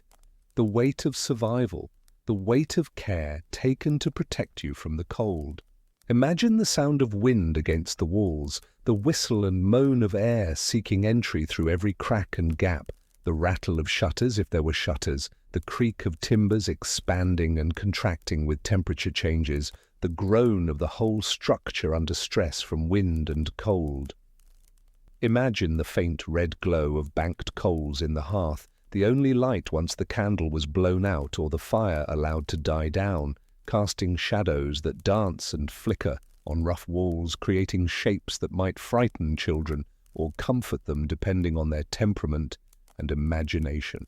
Imagine the presence of family members breathing nearby, mother and father and siblings all sharing the same room, or even the same bed, the same air, the same warmth, such as it was, the intimacy of that enforced closeness that we've lost in our modern world of private bedrooms and personal space. Imagine the cold air on your face, the only part of you exposed to the frigid air of the room, that sharp cold that makes your nose and cheeks ache, and the contrasting warmth beneath the covers, trapped and preserved and shared among bodies and heated stones, that precious warmth that means the difference between sleeping and shivering. Imagine the smells that would surround you, wood smoke that permeated everything, that got into clothes and hair and skin and could never quite be washed out, the smell of bodies that hadn't been bathed in days or weeks, not unpleasant necessarily, to people who knew nothing else but definitely present. The smell of wool, both clean and less clean, perhaps a faint herbal scent if plants had been tucked into the bedding, perhaps the distant smell of animals if they were housed nearby or in an attached space. Imagine the uncertainty of it, the questions that might occupy your mind in those moments before sleep came. Will I wake warm in the morning or cold, or will I wake at all? Will everyone still be healthy, or will someone have taken ill in the night, struck down by one of the mysterious diseases that killed without warning or reason? Will the fire last through the night, or will it die and leave us vulnerable to cold that kills? Will the storm pass, or will it worsen and trap us for days with dwindling supplies? Will spring ever come, or will winter prove endless this year? Will we see green again, or is this the winter that never ends? And then let that image fade gently as you sink into your own comfortable sleep, as you surrender to the ease and security of modern life, as you let go of that imaginative connection to a harder time and a harder life. Be grateful for the warmth that requires no effort on your part, no vigilance, no nightly gamble with survival, no stones to heat, or fires to tend, or animals to bring inside. Be grateful for the comfort that comes at the touch of a button or the turn of a dial, for the security that allows you to sleep without worrying whether you'll wake. Be grateful for the privilege of warmth, of comfort, of security, of safety, of not having to think about these things except as historical curiosities, of being able to take for granted what our ancestors could never take for granted, what they fought for every single night of their lives. Sleep well tonight in your warm bed, and remember those who slept in the cold, who endured what we cannot imagine enduring, who survived so that we might exist, who faced the frontier nights with courage and ingenuity and sheer stubborn determination not to surrender to the cold, not to give up, not to fail. Remember them, honor them, learn from them, and sleep. As we move deeper into the night, let us turn our attention now to a different kind of frontier experience, that of the few who enjoyed relative comfort even in winter's harshest grip. For not everyone on the frontier shivered through the night on straw ticks under inadequate quilts. Some slept in featherbeds, under imported blankets, in rooms with multiple fireplaces or well-designed stoves. But even their comfort was conditional, fragile, and ultimately subject to the same natural forces that governed everyone's survival. Consider a military fort on the western frontier in the 1870s, Fort Laramie perhaps, or Fort Bridger, or one of the many other installations that represented federal presence in the territories. These forts were built more substantially than settler cabins, thick stone walls, multiple buildings, organized infrastructure. And within these forts lived a small community of officers, their families and support staff who experienced frontier winter very differently than homesteaders did. An officer's quarters in such a fort might have several rooms, with a dedicated bedroom separate from living and working spaces. The walls were thick, plastered on the inside, chinked expertly by skilled builders rather than desperate settlers doing their best with whatever materials they could find. There might be glass in the windows, real glass, multiple panes, fitted properly into frames, with heavy curtains to provide additional insulation. The bed itself would be a substantial piece of furniture, not a rough wooden frame, but something more refined, perhaps even brought west from an earlier post, or from the officer's family home. The mattress might be stuffed with feathers rather than straw, softer, more insulating, more comfortable. The bedding would include wool blankets issued by the military, standardized and relatively thick, supplemented by personal quilts and coverlets brought from home. Imagine preparing for sleep in such a room. There's still cold, certainly, no frontier building completely escapes winter's reach, but it's manageable cold, the kind that makes you appreciate warmth rather than fear for your survival. Someone, probably an enlisted man assigned to such duties, has already ensured there's wood stacked by the stove, has already lit or tended the fire so that the room is tolerably warm by evening. The officer's wife, and yes, we should note that this comfort was largely limited to men and their families, a function of both military structure and broader social hierarchy, might dress for bed in a proper nightgown, actually removing her day clothes rather than sleeping in them. This simple act, this ability to undress for sleep, represents a level of comfort that most settlers couldn't afford. Undressing requires sufficient warmth that you won't freeze in thin night clothes, requires the certainty that you'll be able to dress again in the morning without your fingers being too numb to manage buttons and laces. The children of such families, if they were present at the fort, would sleep in their own beds or share bedrooms in ways that allowed for some privacy, some separation. They'd be tucked in with the expectation of sleeping through the night, not with the anxiety that they might need to huddle together for survival. And yet, even this relative luxury was not absolute security. Fort life had its own hardships, its own vulnerabilities. The forts were often isolated, cut off from supply lines during the worst weather. If blizzards closed the roads and trails, even officers' families could find themselves rationing food, burning furniture when wood ran low, making do with what they had. Disease didn't respect rank or comfort. Influenza, pneumonia, typhoid, these could strike the officer's family as easily as the settlers. And a child who sickened in a fort despite better nutrition and warmer lodgings might still die if the weather was too severe for a doctor to travel, if the fort's medical supplies ran low, if infections set in and 19th century medicine had no answer. Move now to a different kind of frontier elite, the fur traders and merchants who established posts in remote territories, who built their wealth on the exchange of goods and the labor of others. These men, and occasionally women, occupied a strange position in frontier society. They weren't government officials with institutional support, but they had resources that ordinary settlers lacked. A fur trading post might be built of thick logs, the gaps carefully sealed, with multiple rooms and even a second story. The traders' living quarters would be separate from the commercial spaces, affording privacy and quiet. In the bedroom, there might be a genuine luxury, a buffalo robe, that thick, heavy fur that provided insulation beyond anything wool could offer. Buffalo robes were extraordinary sleeping coverings. The hide was thick and windproof, the fur dense and insulating. Under a buffalo robe, layered over wool blankets, a person could sleep in considerable warmth, even when the room temperature dropped well below freezing. Traders had access to these robes through their business, could afford to keep several, could replace them when they wore out. Imagine the weight of such a covering, the way it would press down on you, heavy and warm, the fur against your face carrying the faint, wild scent of the animal it once covered. There's something almost primal about sleeping under fur, something that connects directly to older, deeper traditions of human survival. But traders also faced unique dangers. Their wealth made them targets for theft. Their isolated posts could be vulnerable to attack.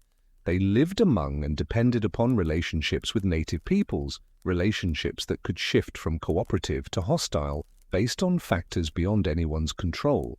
So even as they slept under buffalo robes in relatively comfortable beds, they might sleep with weapons nearby, might take turns keeping watch, might train their ears to differentiate between the ordinary sounds of night and the sounds that signaled danger.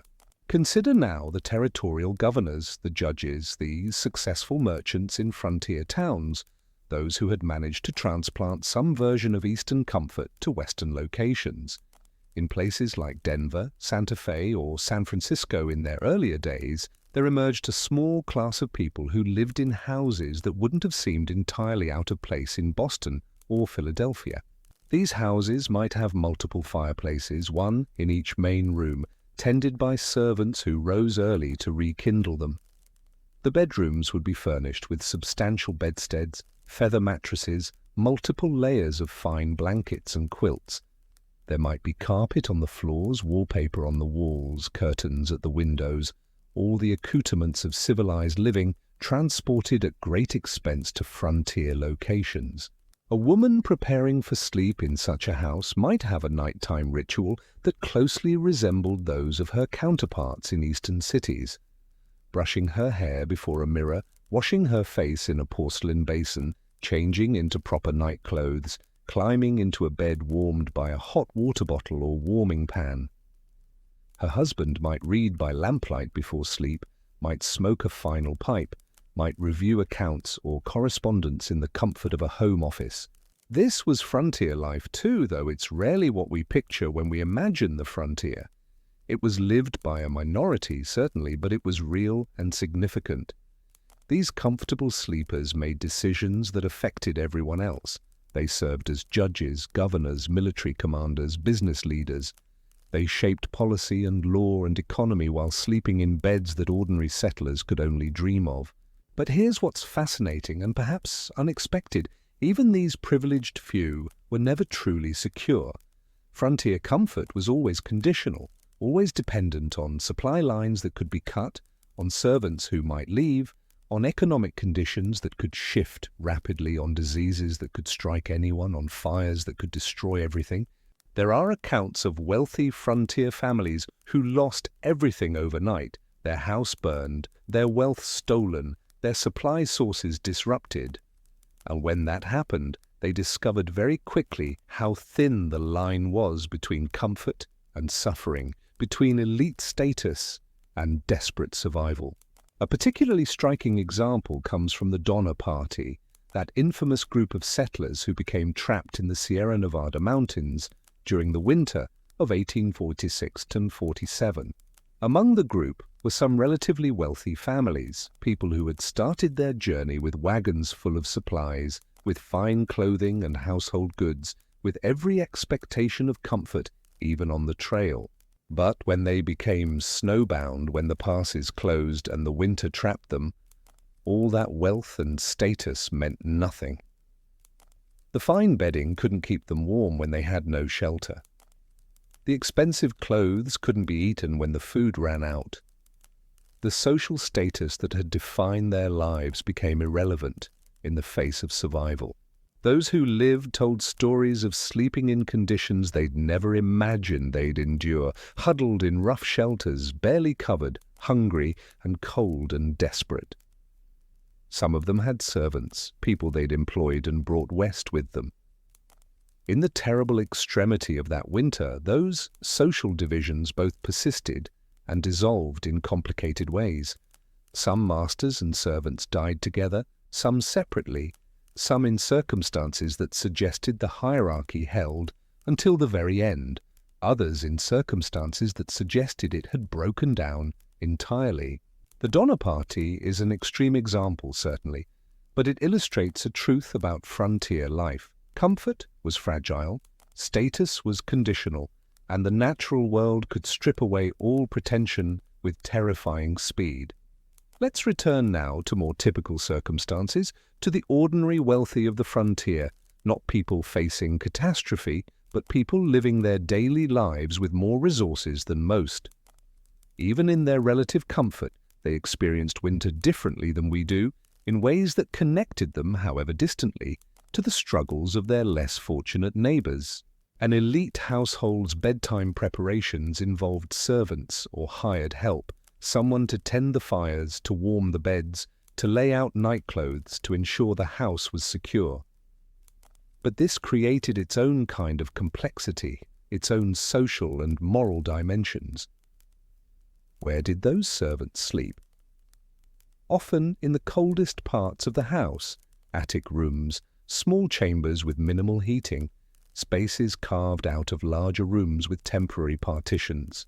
While the family slept in warmth, the servants who made that warmth possible often slept in conditions closer to what ordinary settlers experienced. They'd rise early, while the house was still cold, to restart fires, to heat water, to prepare breakfast. Their sleep was interrupted, their rest less complete, their comfort sacrificed to ensure their employers' ease. This created a strange proximity of experience. Within the same building, under the same roof, people experienced winter nights completely differently. A servant girl sleeping in the attic under a thin blanket had more in common with a homesteader's daughter than with the family she served, even though they lived in the same house.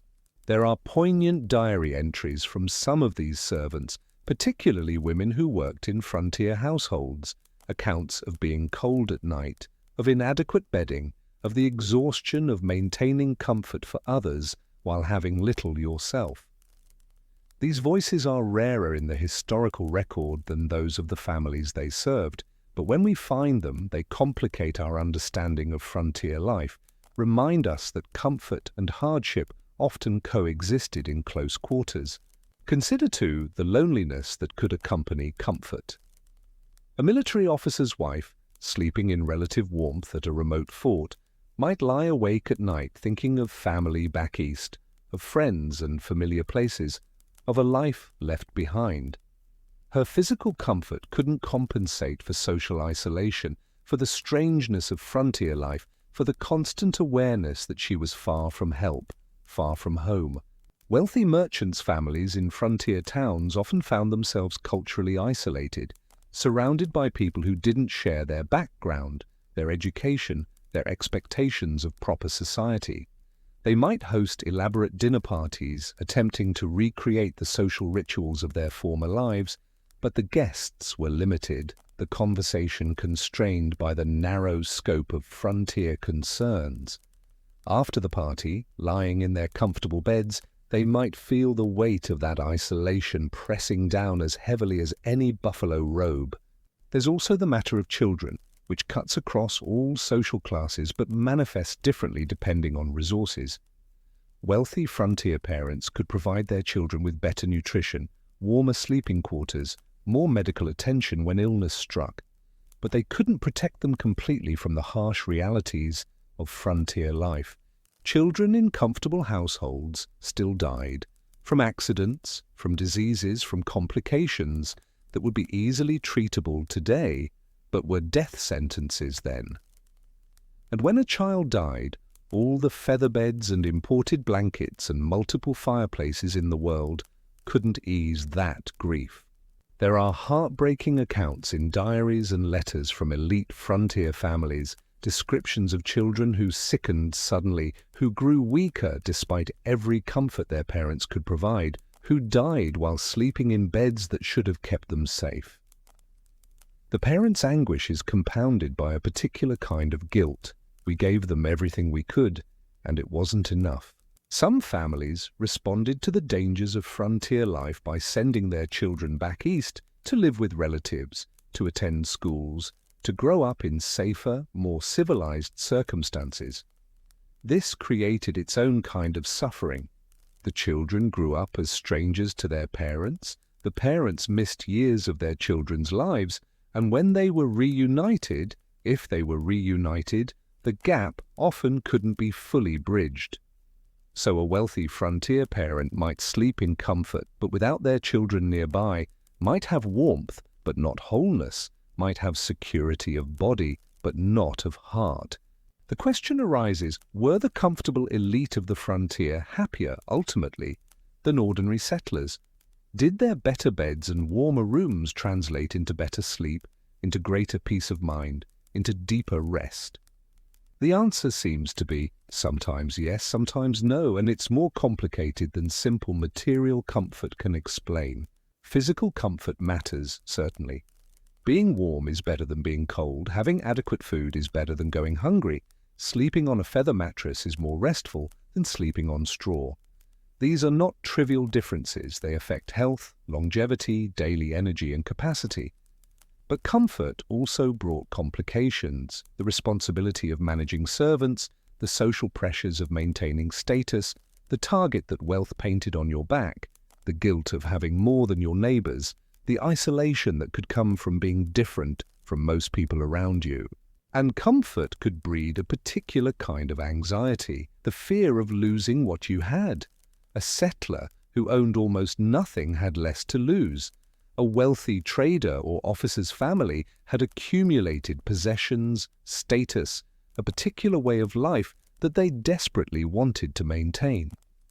Every winter brought the possibility of losing it all, through fire, through economic reversal, through political changes, through any of the countless ways that frontier life could upend fortune. So they might lie in their comfortable beds, under their warm blankets, in their well-built houses and worry about supply shipments that hadn't arrived, about political developments back east that might affect their position, about competitors or enemies, about the fragility of everything they'd built. There's a particular kind of insomnia that comes from comfort, not the sleeplessness of physical discomfort, but the wakeful mind spinning through problems, anxieties, plans, and contingencies. Some of the wealthy frontier elite probably experienced this, lying awake not because they were cold, but because their minds wouldn't settle, couldn't rest, even when their bodies could. Contrast this with the exhausted sleep of physical laborers, settlers who worked so hard during the day that they fell into sleep almost involuntarily, despite the cold, despite the discomfort, simply because their bodies demanded rest. There's something to be said for that kind of sleep, for the deep rest that comes from genuine physical exhaustion. We should also consider the way that comfort could insulate people from understanding others' experiences. An officer's wife who had never spent a night truly cold might not understand what her husband's enlisted men endured in their barracks. A wealthy merchant who slept under buffalo robes might not comprehend what it meant for a settler family to have only threadbare quilts between themselves and freezing temperatures. This gap in understanding could lead to policy decisions, social attitudes, and economic practices that failed to account for others' realities. It's easier to tell people to work harder, to plan better, to make do with less when you've never faced the choices they face, never felt the cold they feel, never experienced the desperation of trying to keep children alive through winter. But there were exceptions, people of privilege who maintained empathy, who remembered their own earlier hardships or imagined others' struggles, who used their resources to help when they could. Fort commanders who ensured their enlisted men had adequate winter quarters. Merchants who extended credit to struggling settlers. Wealthy families who shared surplus supplies during hard winters. These acts of generosity or basic decency created complicated social webs, gratitude mixed with resentment, help that came with strings attached, charity that reinforced hierarchy even as it eased suffering. A settler family who received blankets from a wealthy neighbor might sleep warmer but also sleep with the knowledge of indebtedness, of lowered status, of obligation. As we consider this landscape of comfort and discomfort, of relative privilege and shared vulnerability, certain themes emerge. Frontier winter night was a great leveler in some ways. It threatened everyone regardless of status, but it was also a sharp divider, highlighting and reinforcing social hierarchies, separating those who merely endured discomfort from those who fought for survival. The physical experience of sleep varied enormously, from the officer's family in their heated quarters under wool blankets, to the settler family huddled on straw ticks under patched quilts, to the servant sleeping alone in a cold attic, to the traveler caught between destinations with minimal shelter. These weren't just different points on a spectrum, they were fundamentally different experiences, different relationships with cold and darkness and vulnerability. And yet everyone, on some level, was subject to the same natural forces, the same brutal winters, the same distances from help, the same limited medical knowledge, the same ultimately fragile hold on life. Wealth could improve your odds, could make survival more likely and more comfortable, but it couldn't guarantee it. The frontier swallowed rich and poor alike, though admittedly not in equal proportions. Perhaps the most profound difference wasn't in the physical experience of sleep, though that mattered enormously, but in the security of knowing you had resources to fall back on. The elite might face a hard winter, but they knew supply would eventually arrive, knew they had savings or credit or connections to draw on, knew they had options if things became truly desperate. Ordinary settlers often had no such cushion. A bad harvest meant genuine hunger. A severe winter meant real possibility of death. There was no safety net, no backup plan, no one coming to rescue them. When they closed their eyes at night, they did so with the knowledge that they were entirely dependent on their own efforts, their own preparations, their own resilience. That must have affected sleep in ways we can barely imagine. The weight of total responsibility, the awareness of how little margin for error existed, the knowledge that survival wasn't guaranteed but had to be won each day, each night, through vigilance and work and sometimes sheer stubborn refusal to surrender.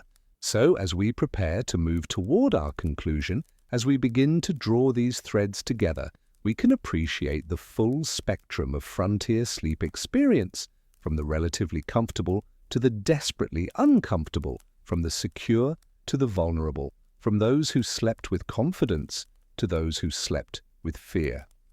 All of them, in their different ways, were participants in the same grand struggle, the human attempt to make homes in a harsh environment, to rest and recover and rise again, to face another day, to endure through the darkest, coldest nights in service of some vision of the future, some hope that things would eventually improve, some faith that morning would indeed come and bring with it another chance at survival, at life, at whatever modest happiness could be carved out of unforgiving circumstances. And now, as we reach the quiet end of our journey, as the night deepens around us and sleep beckons with gentle insistence, let us pause for just a moment to reflect on where we've been, what we've witnessed, and what these long-ago winter nights might still have to teach us. We began in the cold, in that bone-deep, relentless cold that defined frontier winter nights. We felt the rough straw tick beneath us, the inadequate quilts above, the wind finding every gap in the walls. We experienced the evening ritual of hauling wood and banking fires, the anxious calculation of resources, the difficult choice between warmth now and survival through the season. We knew the ache of cold feet that wouldn't warm, the visible breath in the darkness, the fear of illness that lurked in every cough, every shiver, every morning of waking stiff and sore.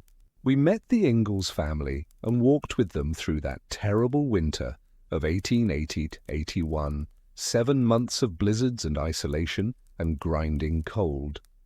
We sat beside Laura as she turned the handle of the coffee mill, grinding wheat for bread, hour after hour, while the storm raged outside. We felt the weight of Caroline's worry, the strain of Charles's determination, the vulnerability of children trying to survive in conditions that tested the limits of endurance. We learned that survival was not a single heroic act, but an endless succession of small, unglamorous decisions to grind more wheat, to twist another stick of hay, to check the children one more time, to believe that morning would come. We drifted then into mystery, into that fascinating space between what we know and what we can only imagine about how frontier families created warmth. We held the bed-warming pan, felt the heat of wrapped stones, considered the strange intimacy of sleeping near livestock, breathed the subtle scent of herbs tucked into bedding. We encountered practices that have largely vanished from living memory, knowledge that was never written down because it was too ordinary, too commonplace to warrant documentation. We learned to be comfortable with uncertainty, to appreciate that some things about the past remain beautifully, appropriately mysterious. And finally, we explored the landscape of comfort and discomfort, the ways that wealth and status shaped the experience of frontier sleep.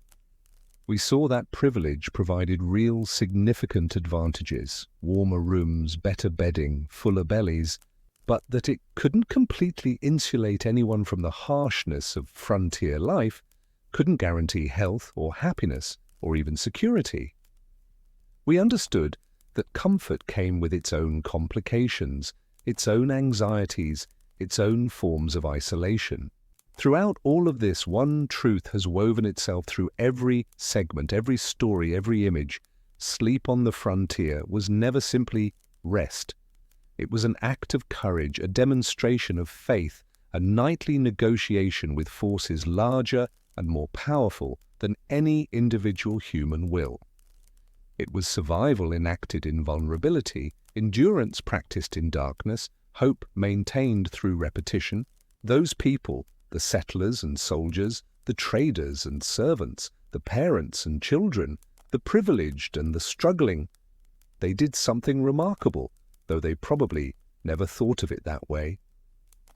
They closed their eyes night after night, year after year, in circumstances that would terrify most of us. They surrendered to sleep when sleep meant making themselves vulnerable, when rest required trusting that the fire wouldn't die, that the cold wouldn't kill. That morning would arrive and bring with it another opportunity to survive. They did this without the certainties we take for granted. They didn't know that modern heating would eventually make cold just an inconvenience. They didn't know that medical advances would render most of their feared diseases manageable or preventable. They didn't know that their children's children would sleep in homes where warmth was assured, where darkness could be banished with a switch, where comfort was a baseline expectation rather than a rare luxury. They only knew their own present, the cold, the work, the worry, the wearing repetition of survival. And they endured it.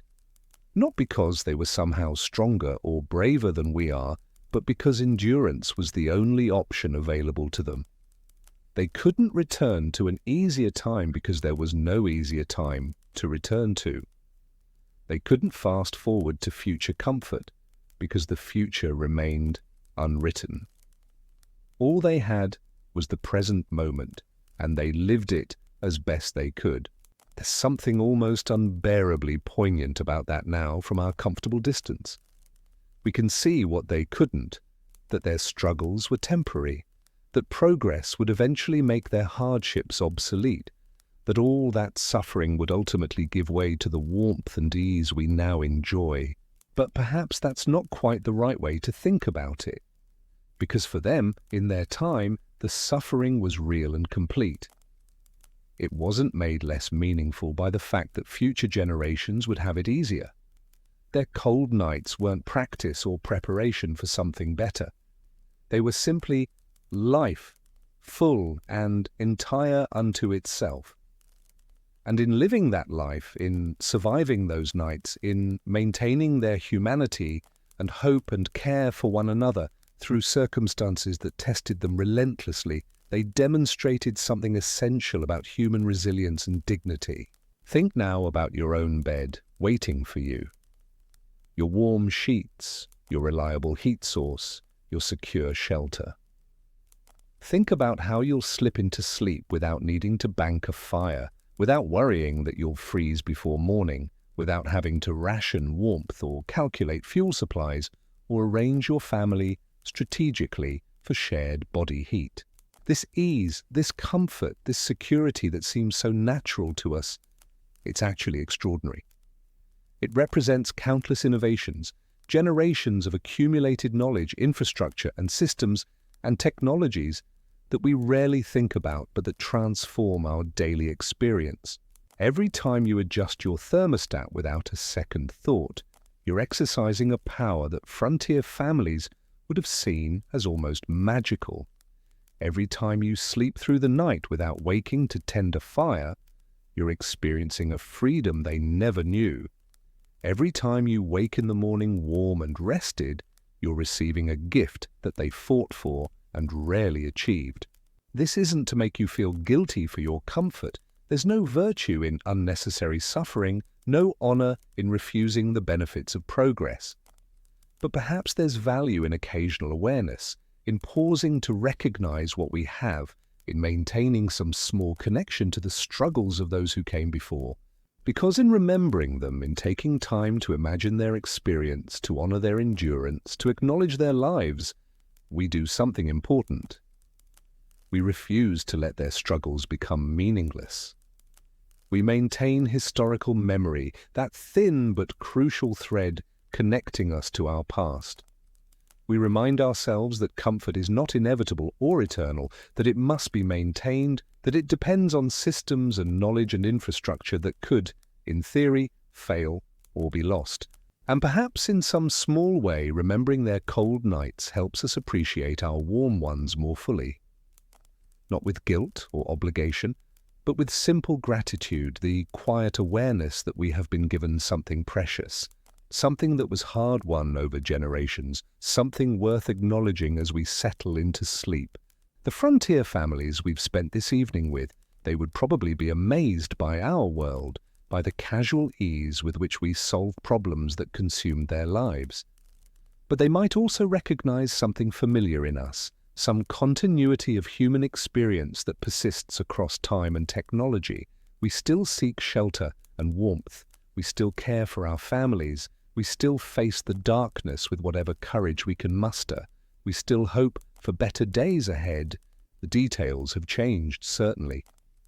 The scale of our struggles has shifted. But something fundamental persists, that human need for rest, for security, for a safe place to close our eyes and surrender to sleep.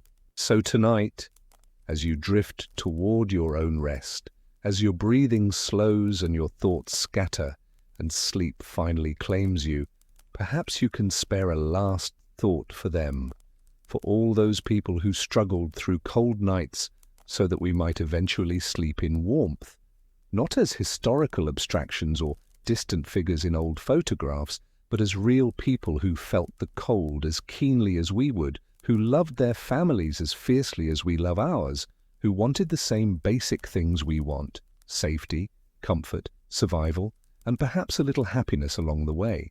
They're gone now, of course. Their lives lived and ended long ago. Their struggles are over. They've found their final rest beyond cold and worry and exhaustion. But in some way, they're with us too.